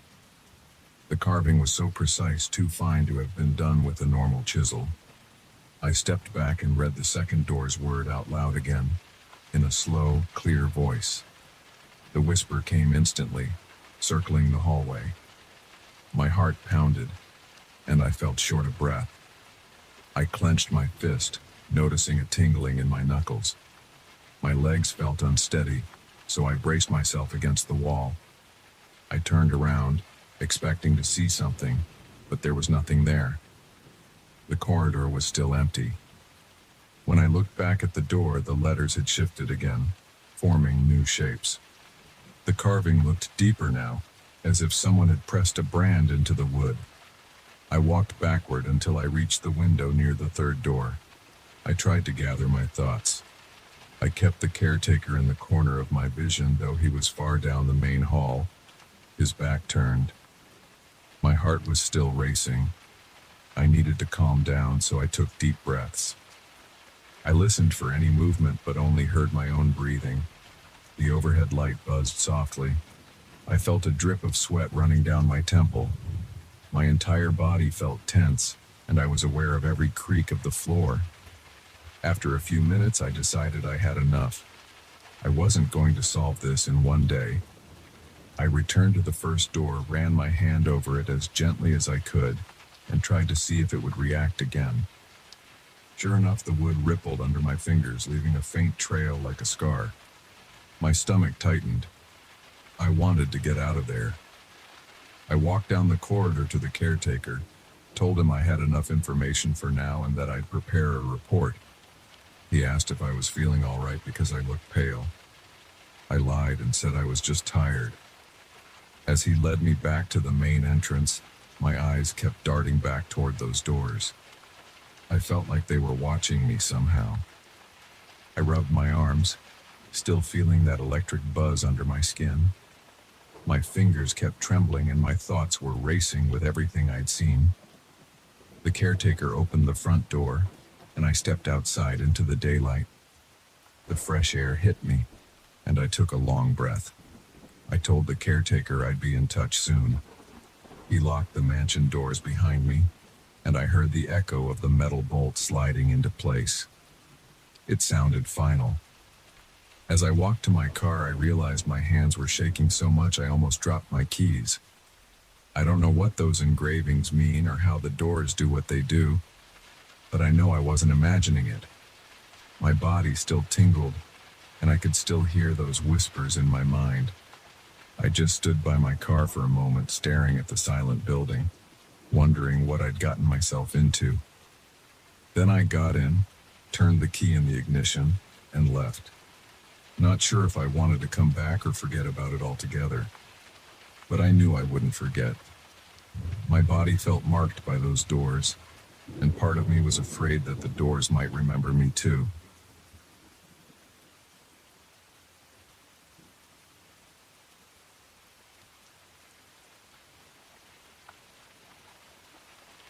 I first noticed something was wrong the moment I unlocked the barn door and felt a strong draft hit me in the chest, even though there was no breeze outside. The air inside felt thick. My lungs tightened. My skin tingled. I smelled burnt wax and something bitter that stung the back of my throat. I flicked on my flashlight and stepped in, not expecting to see much. Instead, I found a cramped space with walls that looked damp under the beam of light. My boots left footprints on the dirt floor. Then I saw the altar in the far corner, hidden behind a few piles of wood and a rusted wheelbarrow. My stomach knotted. There were candles burning on it, despite the barn being locked. I bought this rural property a few weeks ago. I needed a change, and the price was right. The house itself looked decent enough, though it needed some work. The agent told me there was an old barn out back that could be used for storage or turned into a workshop. I never expected it to contain anything unusual. During the official inspection, I barely glanced inside. The floor was covered in straw, and the beams in the ceiling looked solid. I didn't notice any leaks or structural problems. I also didn't see that altar. Maybe it was hidden behind all the junk, or maybe I just didn't look close enough. I stood there on my first night of proper exploration, staring at the flickering flames. The candles were arranged in a rough circle. There was a small wooden bowl in the center, full of some kind of dark liquid that gave off a sour smell. Dried herbs were scattered around. My nostrils flared. The odor was sharp, and it mixed with the damp air, making me feel uneasy. I could hear a faint crackling from the wicks, and the flame tips danced in a steady rhythm. I stepped forward. I wanted to see if there was something else on that makeshift table. It looked like someone had nailed a rough plank to two short logs, creating a rudimentary altar. The table was stained with wax drippings. The leftover wax had pooled in lumps around the base of the candles. The surface of the table felt warm, like it had been near a small fire for a long time. I couldn't understand how the candles stayed lit without running out of wax. Some of them were almost new, but others looked half-burned. I reached out to touch one of the half-burned candles, and a drop of hot wax landed on my hand.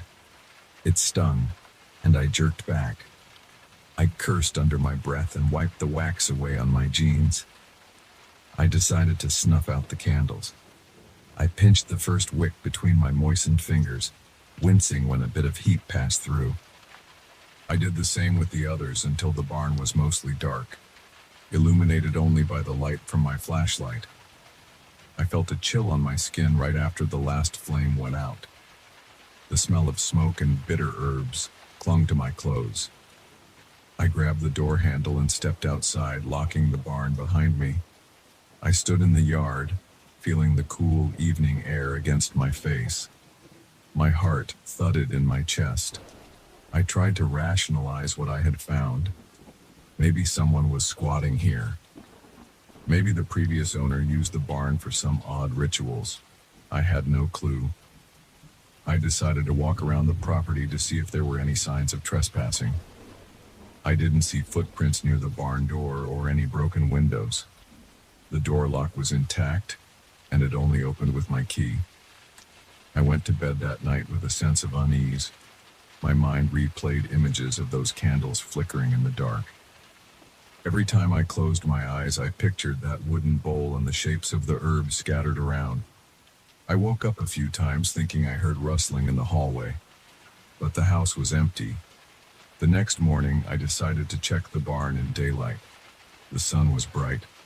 I walked across the grass toward the barn, noticing that the dew on the ground sparkled. My boots crushed the wet blades, and I noticed faint footprints left in the grass. They were mine from the night before. Nobody else's prints appeared anywhere near the barn. I took out my key and unlocked the door. The smell hit me again, just as strong as before. The candles were burning, every single one. I could see fresh wax dripping down their sides. The air felt muggy inside, like a sauna that had been sealed for hours. My pulse raced. My throat went dry. I looked around for any sign that the door or windows had been tampered with. Nothing. No open windows, no footprints in the dirt, no tracks on the floor. I glanced at the walls. They seemed to glisten with beads of moisture. Tiny drops of water trickled down the wood. I saw faint wisps of steam or vapor rising in spots, drifting near the ceiling. My flashlight was still in my back pocket, so I turned it on and aimed the beam at the corners. The corners were damp. The nails and hinges had a thin layer of rust. A few spider webs clung to the beams, but I didn't see a single spider. I took a step toward the altar. My legs felt unsteady. The candles hissed. The tips of the flames flickered like they sensed my presence. I felt goosebumps on my arms. I could hear my own heartbeat. I forced myself to reach down and pinch out the flames one by one. The second I did, I smelled a stronger burst of that bitter herbal scent. It made my eyes water. I coughed. When the last candle was out, the barn felt colder again, and I saw my breath in the air. I left the barn and locked it up. I had to figure out what was causing this. I walked back to the house. I rummaged through a few old boxes left in the living room by the previous owner. I found some old receipts, a few letters, and some torn posters advertising local events from years ago. Nothing explained anything about the barn. I tried calling the real estate agent, but she was unavailable. I left a message asking if she knew anything about the barn's history. Then I decided to go into town to buy supplies to remove the altar. I needed thick gloves, maybe some heavy trash bags. I also wanted extra locks. When I got to the hardware store, I asked the clerk if he knew anything about local stories involving old barns. He shrugged and said sometimes you find weird stuff left behind. People practice strange hobbies, or they store all kinds of junk. He recommended a strong cleaner for removing mildew and suggested I get a dehumidifier if the place was too damp. I thanked him, grabbed what I needed, and drove back. By the time I reached the property, it was late afternoon. The sky was cloudy, and it looked like it might rain. I dropped the supplies in the house, then headed straight to the barn. My hand shook a bit while unlocking the door. The moment I stepped inside, I saw the candles were lit again, as if I'd never touched them. My jaw clenched. My stomach churned. My eyes stung from the mix of burnt wax and bitter herbs. The floor felt stickier than before, and the walls glistened with more moisture. I lit a lantern I brought, setting it on a hook near the entrance. I refused to stand in the dark. I wanted to see everything clearly. I turned to the altar. The flames on those candles were steady. I studied the wooden bowl. The liquid inside was dark, with fragments of dried herbs floating on the surface. I could see condensation on the rim of the bowl. It smelled sharper than before. I wondered if it was water, oil, or something else. My mind raced through possibilities, but I had no solid answers. I pulled on the thick gloves I'd bought. Then I grabbed the candles one by one and dropped them into a metal pail. I poured some water over them to ensure they couldn't stay lit. When I lifted the wooden bowl, I realized it was heavier than I expected. The liquid sloshed around and a few drops splattered on the dirt floor. I carried it outside, dumping it behind the barn. The odor lingered in my nostrils. I rinsed the bowl with a bottle of water and placed it near the pile of wood scraps. Then I went back in. The barn was dim, and the lantern's glow created shifting shadows on the walls. I felt sweat bead on my forehead. My eyes scanned the corners and the rafters. I didn't want any surprises. My throat tightened. My heartbeat thumped in my ears. I started yanking down bits of fabric or dried leaves that looked suspicious. I cleared off the makeshift table.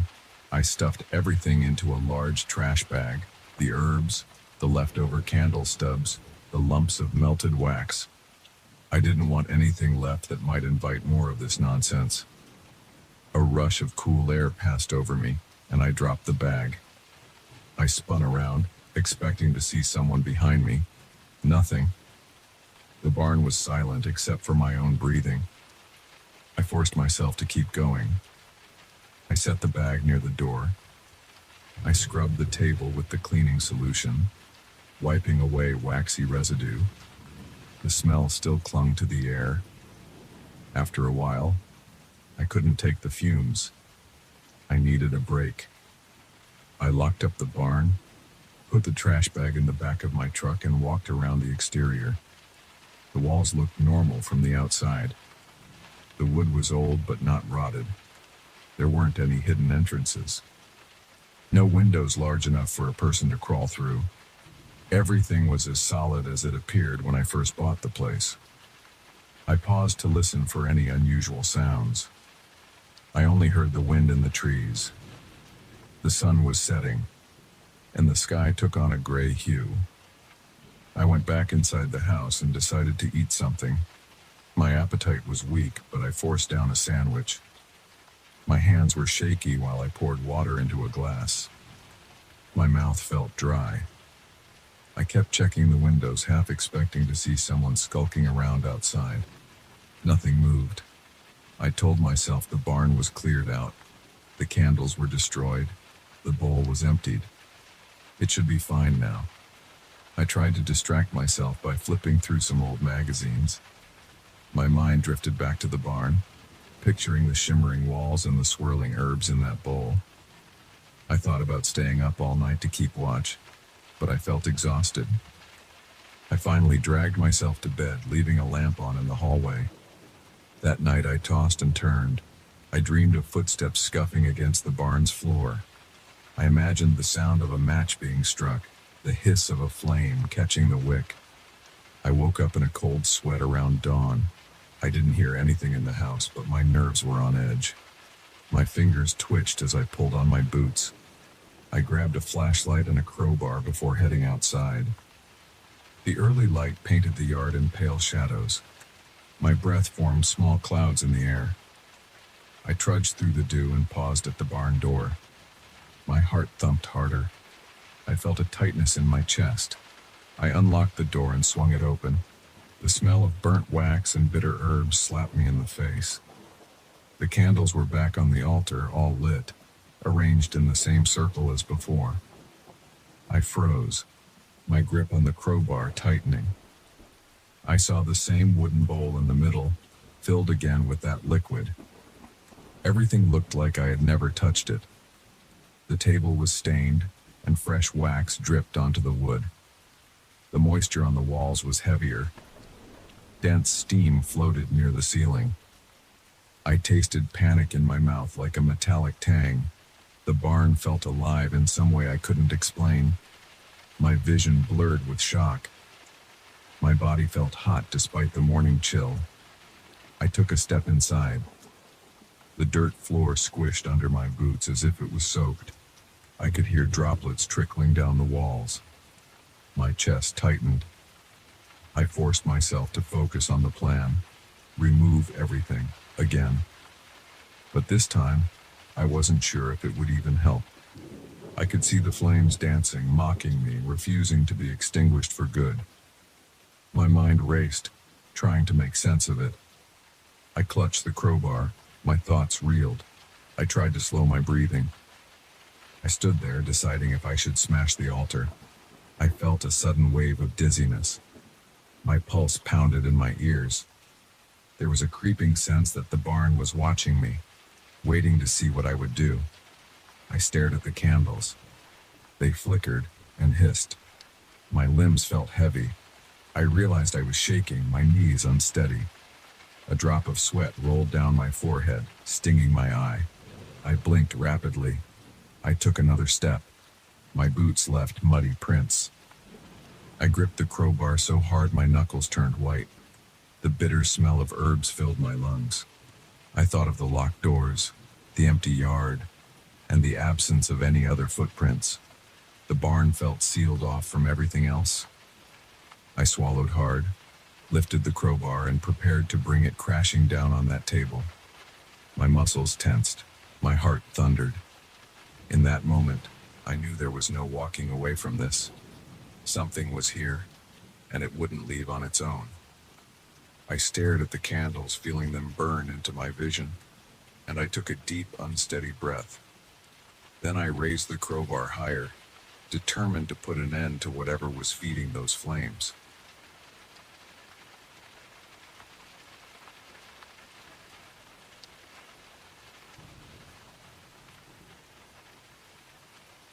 I was drawn to that old mirror the second I saw it at the antique fair. I remember the crowd around me, the noise of people bargaining for dusty lamps and chipped porcelain figures. I had no real interest in antiques. I was just bored and needed something to do. But my eyes locked onto that small pocket mirror with its intricate metal frame. The surface looked a bit cloudy, like it needed a good wipe. I don't know why I had that urge to reach out and pick it up. I just did. And once I held it, I felt this odd pulse of curiosity. It made my stomach tighten in a way I couldn't ignore. The vendor didn't have much to say about it, just that it was old and probably from some estate sale. I handed over the cash without even trying to haggle. I got home later that evening feeling tired from all the walking around the fair. My apartment was quiet, the air a bit stale from being closed all day. I tossed my keys on the small table by the door, shrugged off my jacket, and headed to the kitchen for some water. My mind kept going back to that mirror. It was still in the small paper bag I'd carried home. I pulled it out and set it on the coffee table. The carved patterns around the edges looked detailed. I ran my finger over them and felt tiny grooves and ridges. I noticed a few scuffs, but they didn't bother me. I decided I'd clean the glass later. I ended up using it for the first time that night. I was in my bedroom, sitting on the edge of my bed. The overhead light was dim, but I could see well enough. I held up the mirror to check if there was any scratch that might distort my reflection. At first glance, everything seemed fine. Then I tilted it a bit to see the angle of the light, and that's when I caught something behind me. I jerked my head around. My room was empty. The door was closed. Nobody else was there. It was just a split second, but I was sure I saw a faint outline of someone standing in the corner. My pulse sped up, and a flush of warmth spread through my chest. I told myself it was just my eyes playing tricks. The mirror's glass was old after all. Over the next few days, I tried not to think about it. I kept that mirror on top of my dresser. I didn't look into it much, but I occasionally picked it up to inspect the frame or rub away any smudges. On the third day, I was getting dressed for work and needed to check if my shirt collar was straight. I used the mirror for just a moment, but I froze. There, behind my reflection, stood a figure. It was more distinct this time. It looked like a man, but he seemed bent forward. I couldn't see his face clearly, but his lips were curved in a strange grin. My scalp tingled. I twisted around to look over my shoulder. Nobody was in the room. My chest felt tight and my heart pounded. I set the mirror down with a thump, my hand trembling. I tried to go about my day, but my thoughts kept returning to that image. That grin bothered me the most. It wasn't a friendly smile. It seemed wrong, like he was amused by something he shouldn't be. When I got home that evening, I went straight to the dresser. My mirror lay there, quiet and unassuming. I stared at it for a while, unsure if I wanted to pick it up again. My instincts told me to ignore it, but curiosity won out. I raised it to my eye level and looked into it. For a second, I only saw my own face and the rest of the bedroom behind me. Then he flickered into view. He was closer this time, maybe 3 steps behind me. His grin looked even wider, and I noticed a faint twitch in his shoulders. I heard no sound, but I felt this prickly sensation at the back of my neck. I put the mirror down again, feeling my forehead break out in sweat. That night, I had trouble sleeping. Every time I closed my eyes, I pictured that figure's bent posture and that disturbing smile. I got up around midnight and decided to put the mirror away in a drawer. I didn't want to look at it if I needed something from the dresser. I placed it inside, under some socks, and shut it. That gave me a small sense of relief. But I still tossed and turned for hours, my mind replaying that brief glimpse of him standing so close. The next morning, I felt groggy and irritated. I grabbed a cup of coffee and tried to shake off my fatigue. I nearly left the apartment without the mirror, but some part of me felt drawn to it again. I told myself I wanted to show a friend at work, maybe get his opinion on whether the reflection was some weird quirk of the old glass. I dug it out of the drawer, holding it carefully. My palms felt slick with sweat. When I dared to look at it again, I only saw my reflection. No one else was there. I exhaled in relief. I wrapped it in a small cloth and stuffed it in my bag. I didn't end up showing it to my friend. I couldn't figure out how to bring it up. "Hey, check out this old mirror that shows creepy figures sometimes." It sounded ridiculous in my head. By the time I left work, I had convinced myself I should just get rid of it. I thought about tossing it in the dumpster behind my building, but there was this strange pull. I couldn't bring myself to do it. I went home with the mirror still in my bag. That night, I sat in my living room with all the lights on. I placed the mirror on the coffee table and watched it for a long time, waiting to see if anything would happen on its own. Nothing changed. It was just a small old mirror. I picked it up slowly. My hand trembled a bit. I lifted it to my face. The moment I looked into it, that figure was there, behind me, almost at my shoulder. My whole body went cold.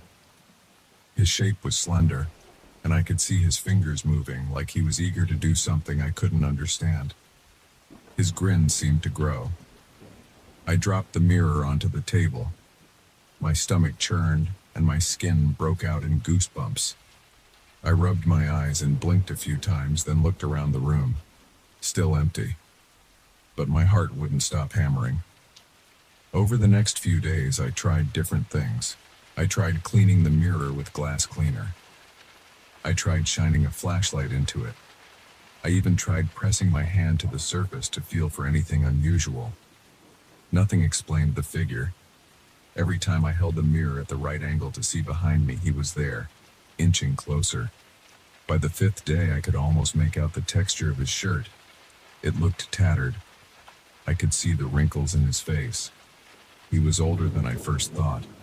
His eyes were dark, and I felt exposed whenever they locked onto mine. I started having trouble eating. My appetite was gone. I'd sit at the kitchen table, picking at my food, too anxious to focus on anything else. I considered getting rid of it again. I took it out to my car, planning to drive somewhere far and leave it. But I hesitated. I knew that if I just ditched it, I might never shake off the feeling that he was still out there, attached to me somehow. So I brought it back in. My thoughts bounced around in my head. I felt a creeping dread that wouldn't let me rest. My nights were restless and my days were full of nervous tension. I felt on edge even when I wasn't looking into the mirror. Sometimes I'd catch myself glancing over my shoulder when I walked past a window or a shiny surface. One evening, I worked up the courage to keep watching him in the mirror for a longer period. I turned on every light in the apartment again.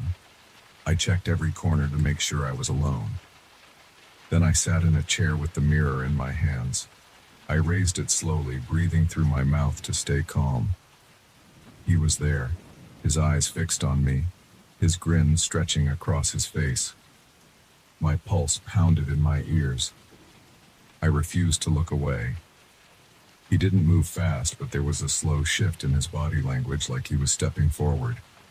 My hands shook. I could feel sweat trickling down my sides. I couldn't hear any sound from him, but I felt this pounding in my chest that got heavier with each second. After what felt like forever, I couldn't take it anymore.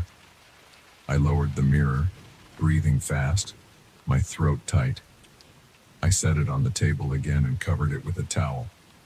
I leaned back and tried to calm down. My mind felt scattered. My legs were tense and my hands still shook. I got up, poured a glass of water and gulped it down. I paced around the room, feeling the goosebumps fade in and out on my skin. I decided to keep the mirror covered. For a while that helped. I still knew it was in the apartment, but not seeing it made it easier to get through the day. I forced myself to go to work, focus on tasks, and stay out of the apartment as much as possible. At night, I stared at the towel-covered mirror and wondered if he was still there, waiting. My chest tightened whenever I thought about it, and I fought off the urge to check. A few times I grabbed the mirror, intending to smash it or throw it out the window, but I always stopped.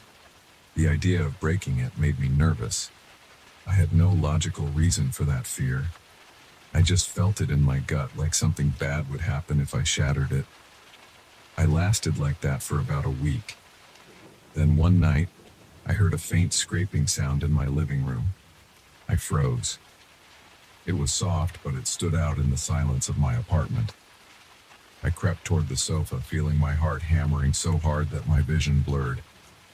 When I reached the coffee table, I saw that the towel had slipped off the mirror. It lay half on the floor. The mirror was face up. I could see my lamp's reflection in the glass. My stomach turned to ice. I slowly bent down and picked it up. My fingertips felt numb. I raised it, expecting to see the figure behind me. Instead, I only saw my living room. There was no sign of him at that moment. My mouth was dry and I exhaled in a shaky gasp. I didn't get any sleep that night. I sat on my couch, holding the mirror in my lap. I kept it turned away from me, not wanting to look. I found myself dozing off now and then, only to jerk awake at the slightest noise. My shoulders ached from tension, and my eyes burned from lack of rest. Around dawn, I finally decided to check again. I lifted the mirror, bracing myself. The figure appeared right behind my reflection, so close that I could see his eyes flick up to mine. A chill spread through my entire body. His grin looked sharper. I couldn't take it. I set the mirror aside, my breath coming in short bursts. I felt cornered in my own home. Right now, I'm sitting at my kitchen table with the mirror next to me. I keep glancing at it, half expecting it to move by itself. My arms feel weak, and my stomach is in knots.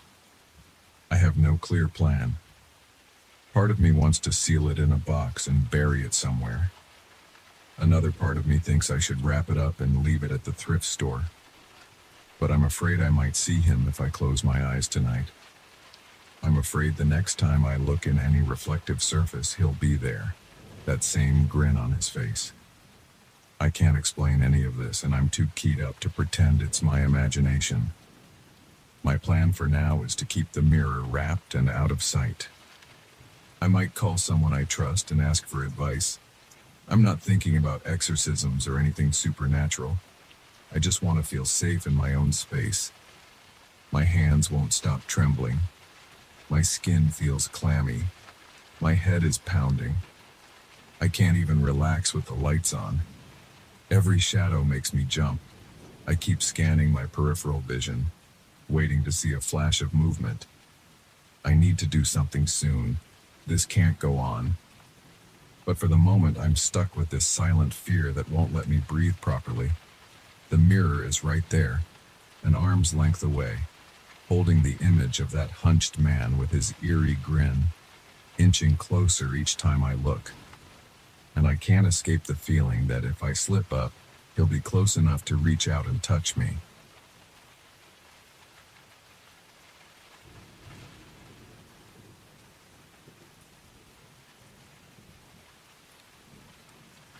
I bought this property last month. I didn't expect much when I first saw the for sale sign by the dirt road.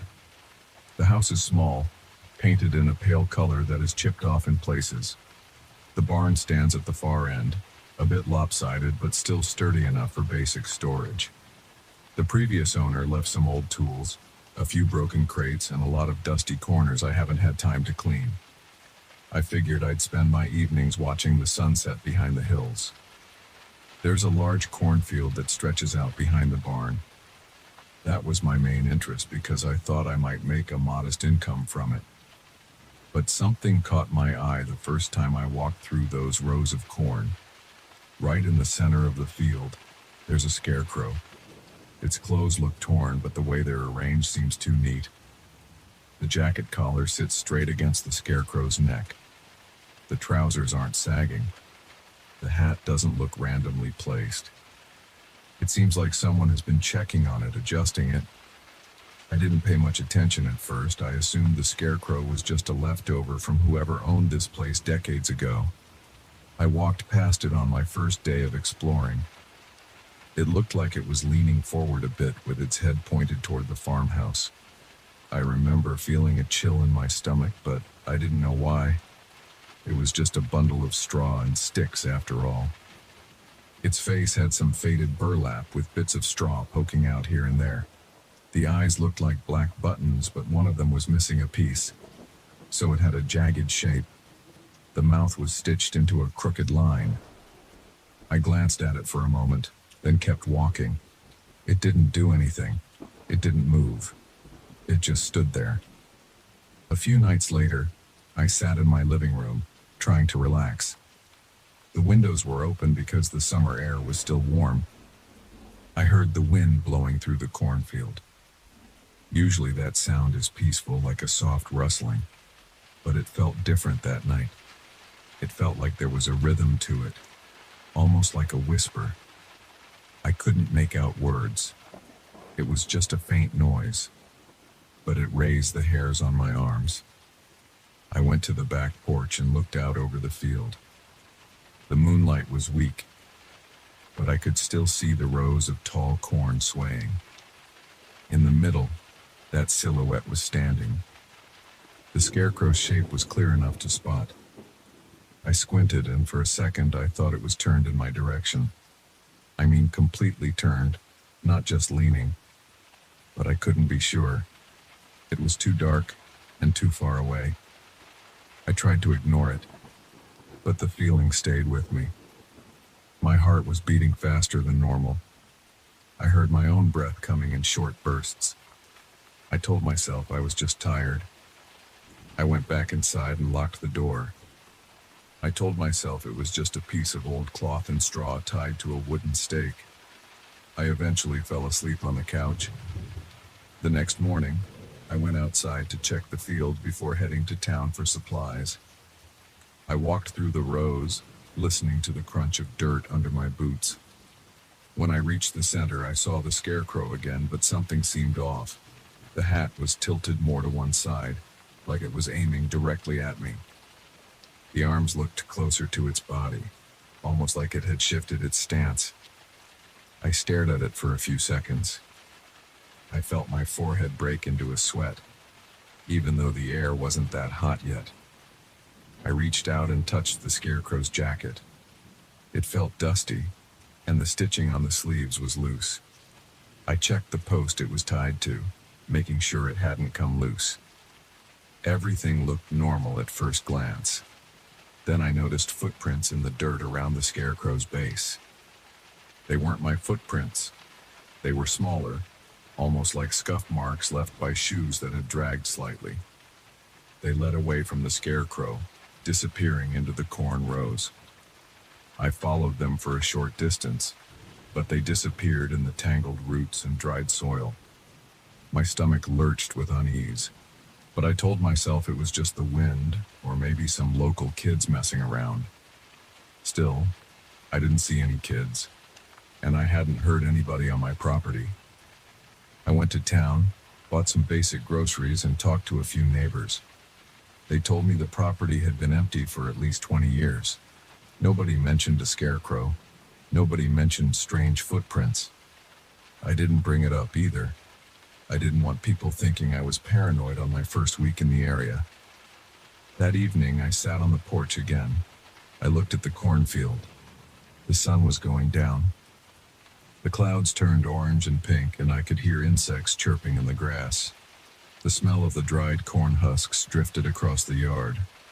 I wanted to walk out there and check on the scarecrow again, but I decided to wait until daylight.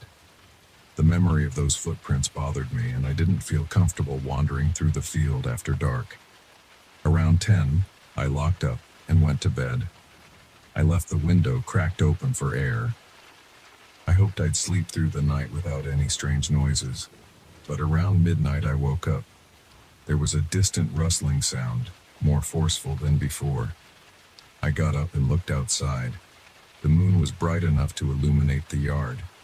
I couldn't see much beyond the first few rows of corn, but I heard a soft thump, like something heavy hitting the ground. My pulse raced. I grabbed a flashlight, slipped on my boots, and walked out to the porch. The night air felt thick. My legs felt tense, and I had trouble keeping my breathing steady. I shined the flashlight along the edge of the field. The first few rows swayed with the wind, but the movement felt too strong, almost like someone was pushing through. I yelled, "Hello? Is anyone out there?" My voice sounded shaky. Nobody answered. The wind picked up and the corn rustled louder. I stood there, unsure if I should go in or wait. Then I saw a quick motion near the center, like something had just moved or spun around. The scarecrow's shape appeared to shift from one side to the other. My chest tightened. I tried to listen carefully. I thought I heard a faint murmur, but it was impossible to understand. My hand holding the flashlight started to tremble. Then everything went silent except for my own breathing. I backed up, locked the house door, and sat on a kitchen chair, staring at the door. I stayed awake until dawn. When the first light came through the windows, I got up and went straight to the field. My legs felt stiff, and my eyes were sore from lack of sleep. The air had that early morning chill, and I could see dew on the corn leaves. I walked to the scarecrow's post. It looked taller, or maybe it was just the angle of the light. The hat was definitely pointed in my direction again. The arms hung awkwardly, like they'd been pulled downward. Some straw protruded from the scarecrow's sides, like the fabric had been ripped open.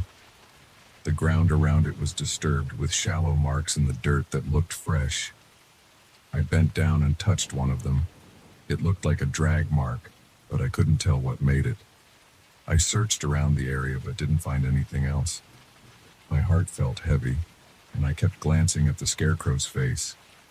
The stitches on the mouth seemed looser, like the mouth was partially open now. I stepped back and stared at it. Then I shook my head and walked back to the house. I decided to spend the day doing chores to distract myself.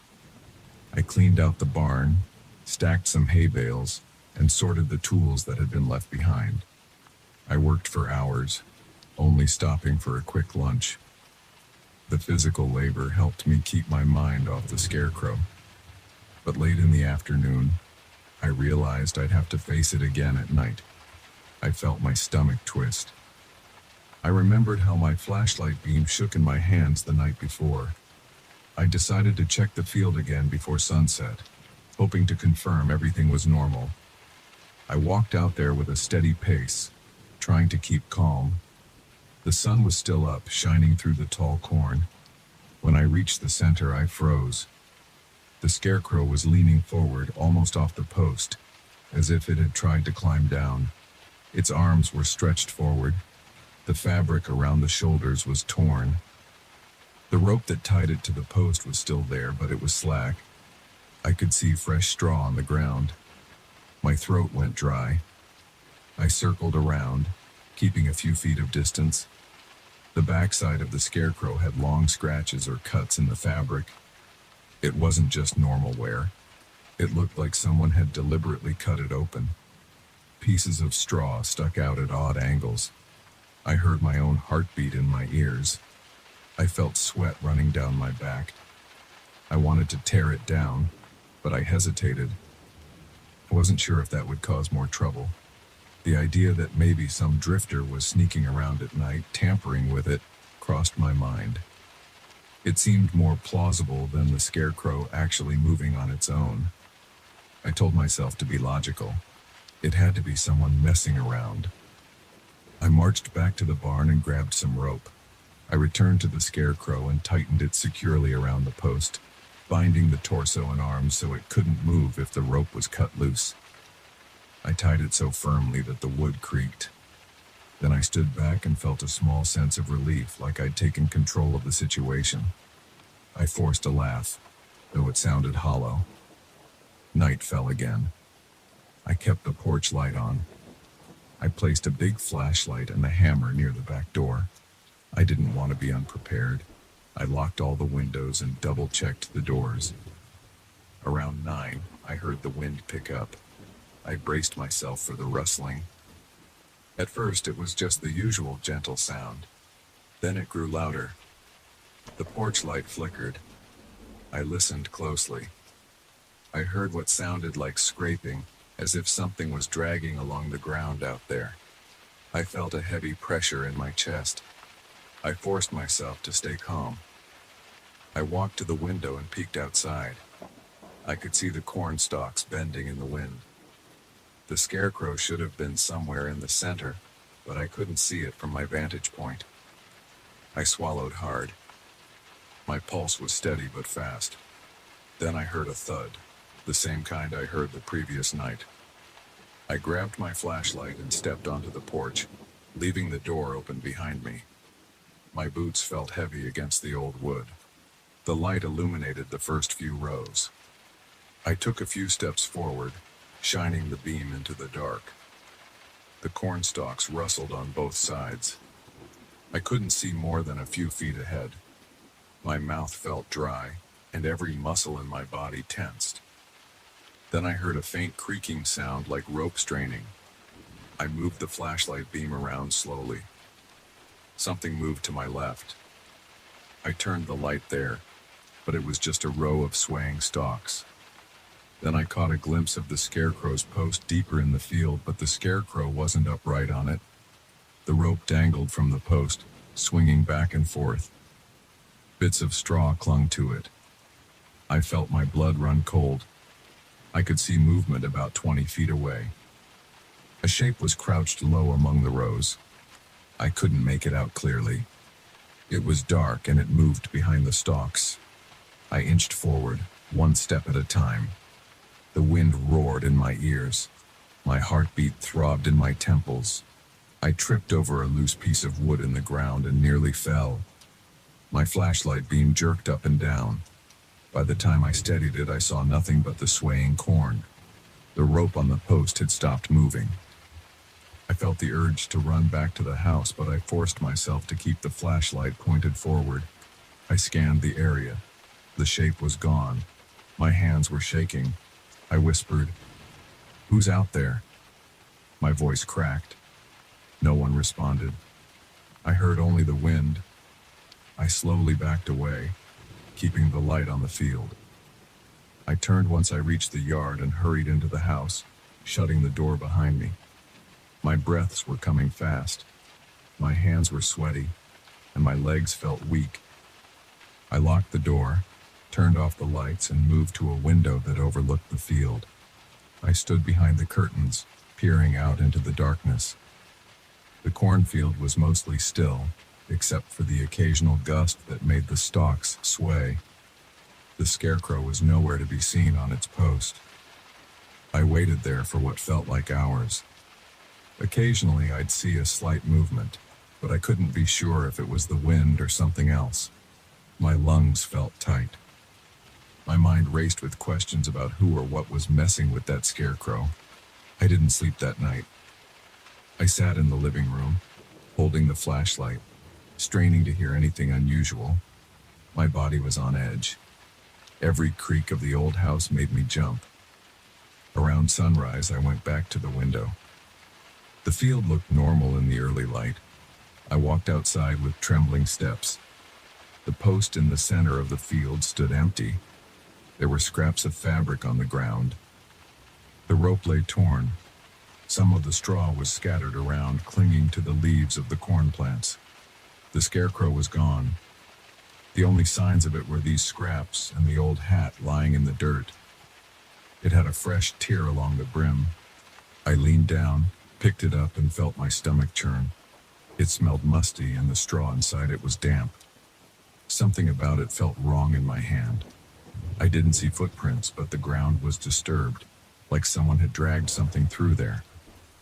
I've lived here ever since, and I still work the fields, but I always keep my eyes open. I never found the rest of that scarecrow. I don't know if someone took it or if it walked away on its own. I can't explain the noises, the movement, or the footprints. I tried to brush it off as trespassers playing pranks, but I haven't seen anyone lurking around, and nothing else has been taken. I keep thinking about that shape in the corn, crouched low, watching me. I don't go into the field at night anymore. I can't ignore the feeling that something out there had its eyes on me. Now every time the wind rustles through the rows, I feel my heart pound. I stand on the porch sometimes, scanning the stalks, expecting to see that shape again. I haven't yet, but I can't shake the tension in my gut. I don't know what's out there, but I'm not going to look for it. Not in the dark. If it comes back, I'll deal with it then. Until that day, I live with that memory. The torn rope, the scraps of fabric, and the missing scarecrow that once stood in the center of my field.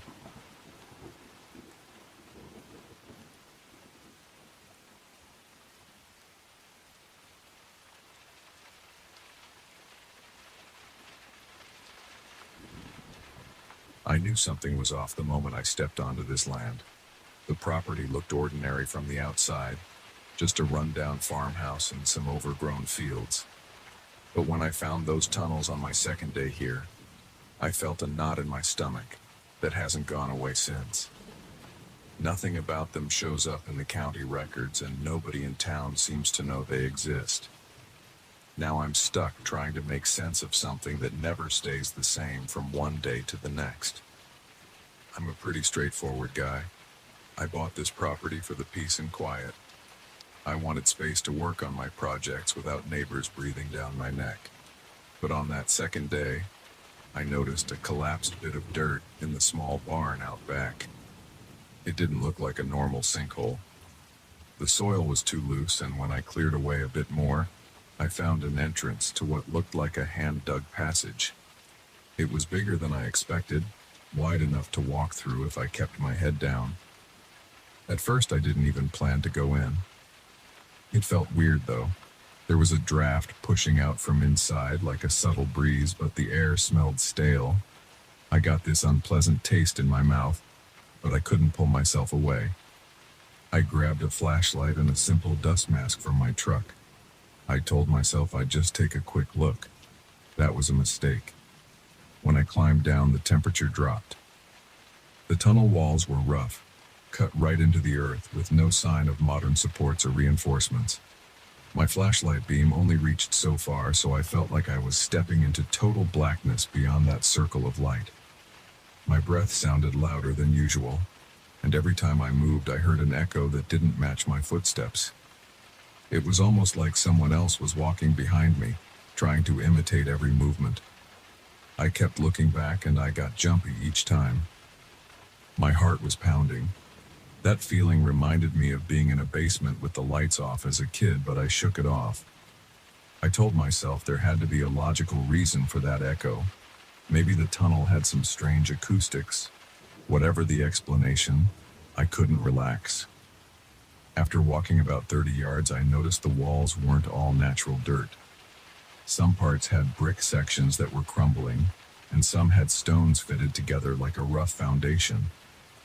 There were markings on them, small inscriptions I couldn't read. They looked like random scratches at first, but as I ran my hand over them, they felt too uniform. Some had shapes like triangles or circles. I tried to take photos with my phone, but the signal was gone and the pictures came out blurry, even though I swear my camera usually works fine in low light. I felt a twinge of frustration but kept going. I reached a split in the tunnel. One branch sloped down and the other turned left. My flashlight started to flicker. I smacked it a few times, trying to keep it from dying. My nerves were shot, and I decided I'd better get out while I still had a light source. But right when I turned around, I felt a cold draft on my neck. It was like breath, but nobody was there. I spun around with the flashlight, but I only saw empty tunnel. That made my knees feel weak. I backed away and made my way toward the entrance. Climbing out was a relief. The sunlight stung my eyes, but at least it felt real. My clothes were covered in dirt and I was sweating, even though it was cool down there. I spent the rest of that evening trying to figure out who could have built those passages. I checked the county archives, but I found nothing. I asked a neighbor I'd met in town. He gave me a strange look and told me he never heard of anything like that. Then he changed the subject. I slept poorly that night, half expecting to hear strange noises under the floor.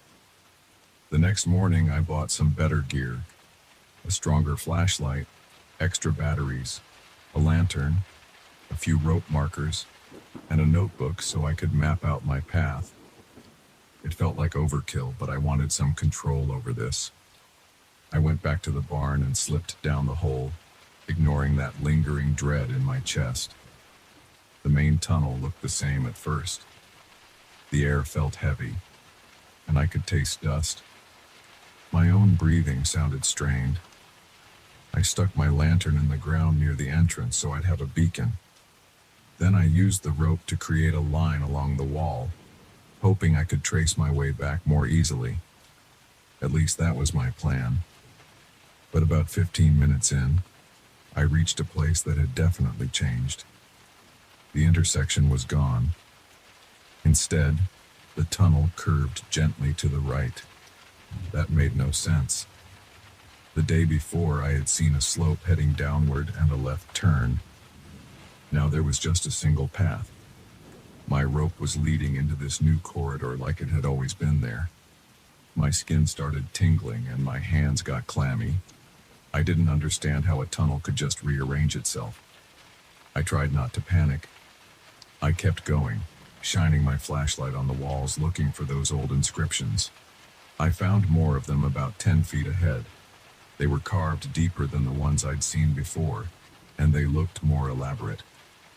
I put my hand on one set of marks and felt small ridges like it was fresh. My rope line felt stable in my hand though, so I forced myself to continue. After a while, I felt a new draft. It kept shifting temperatures, warm for a few seconds, then cold. It brushed over my arms like a breeze in a cave. The hair on the back of my neck stood up when I heard something that sounded like my name. It was a low whisper, so soft I almost doubted I heard it. But it repeated, "Adam," in a faint hiss. My gut twisted, and I pointed my flashlight around, but there was no one else down there.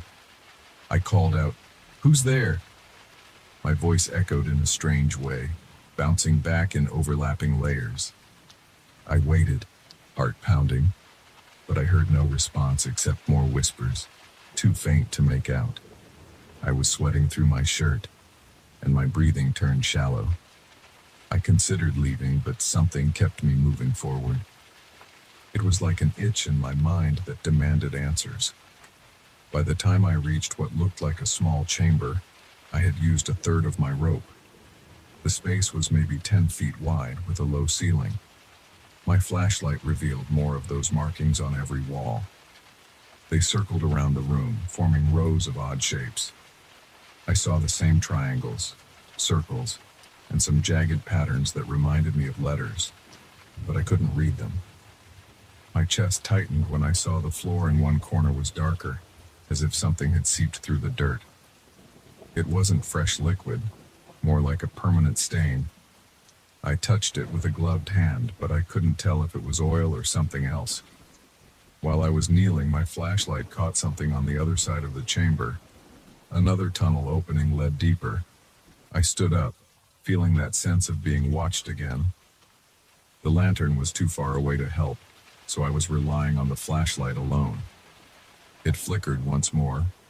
I tapped it. The beam steadied, but I felt my pulse jump. I tried to mark the chamber on my map. I had the notebook with me, so I sketched out the path. It wasn't fancy, just a rough line showing the distance and direction. But my sense of direction kept failing. It felt like the hallway had twisted around me at least once. I tried to recall each turn, but I couldn't. My memory felt scrambled. I took a moment to breathe, focusing on the facts. I came in from the north side. I took a right turn. Or was it two right turns? My head started to pound. My hand shook when I wrote a note on the page. It felt pointless, but I did it anyway. Then I heard a clicking sound behind me. It was like nails tapping on stone, faint but rhythmic. I whipped around with the flashlight, shining it all over the walls. There was no one. The clicking stopped, replaced by that same heavy silence. I felt sweat trickling down my neck. My mouth was dry, and my heartbeat was drumming in my ears. I decided to trace my rope back and get out. This was getting too intense. The tension in my shoulders was almost unbearable. I followed the rope for maybe 5 minutes, but it led me to a dead end, a wall of dirt where there hadn't been one before. I shone my light across it, searching for any kind of opening, but it looked solid. I tugged on the rope. It went right into the wall. I felt a spike of panic. This didn't make sense. I pulled harder, and part of the rope came loose from behind the dirt. It slid out easily, like it wasn't even tied to anything on the other side. I shouted in frustration. My voice echoed weirdly again. The rope was useless now. The tunnel behind me had changed shape, like it sealed itself up. I had no choice but to try another path. My instincts told me to keep calm, so I took a few sips of water from my canteen and forced myself to breathe slowly. My heart was pounding like a drum. I moved back toward the chamber and took the other opening, shining my flashlight on every inch of wall I passed, looking for an exit or a sign of fresh air. My shoulders twitched whenever I heard the echoes. They always seemed a half-second off, like they weren't matching my footsteps. I caught a whiff of something metallic in the air. It reminded me of rusty iron. My stomach churned, but I pressed on.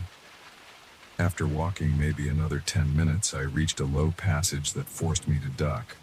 The ceiling was only 5 feet high, and the ground was uneven.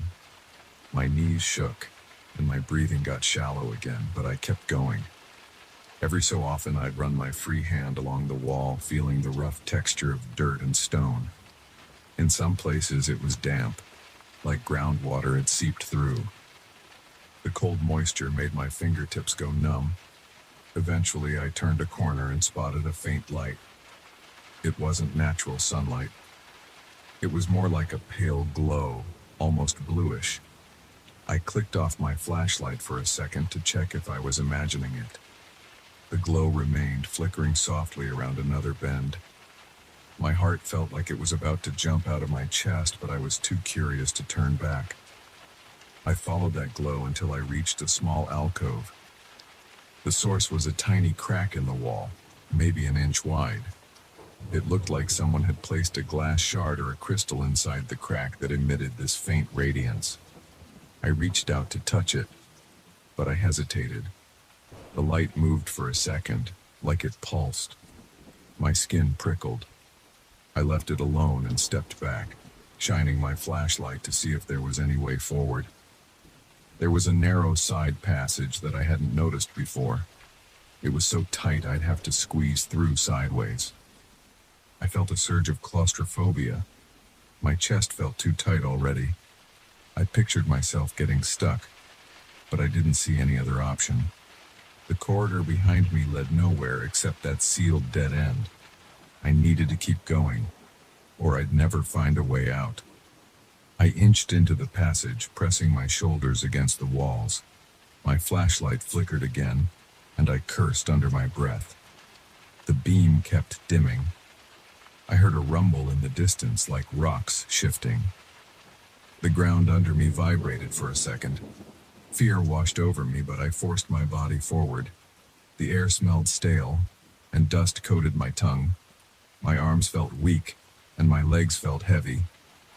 I almost dropped my flashlight when I slipped on loose dirt, but I caught myself.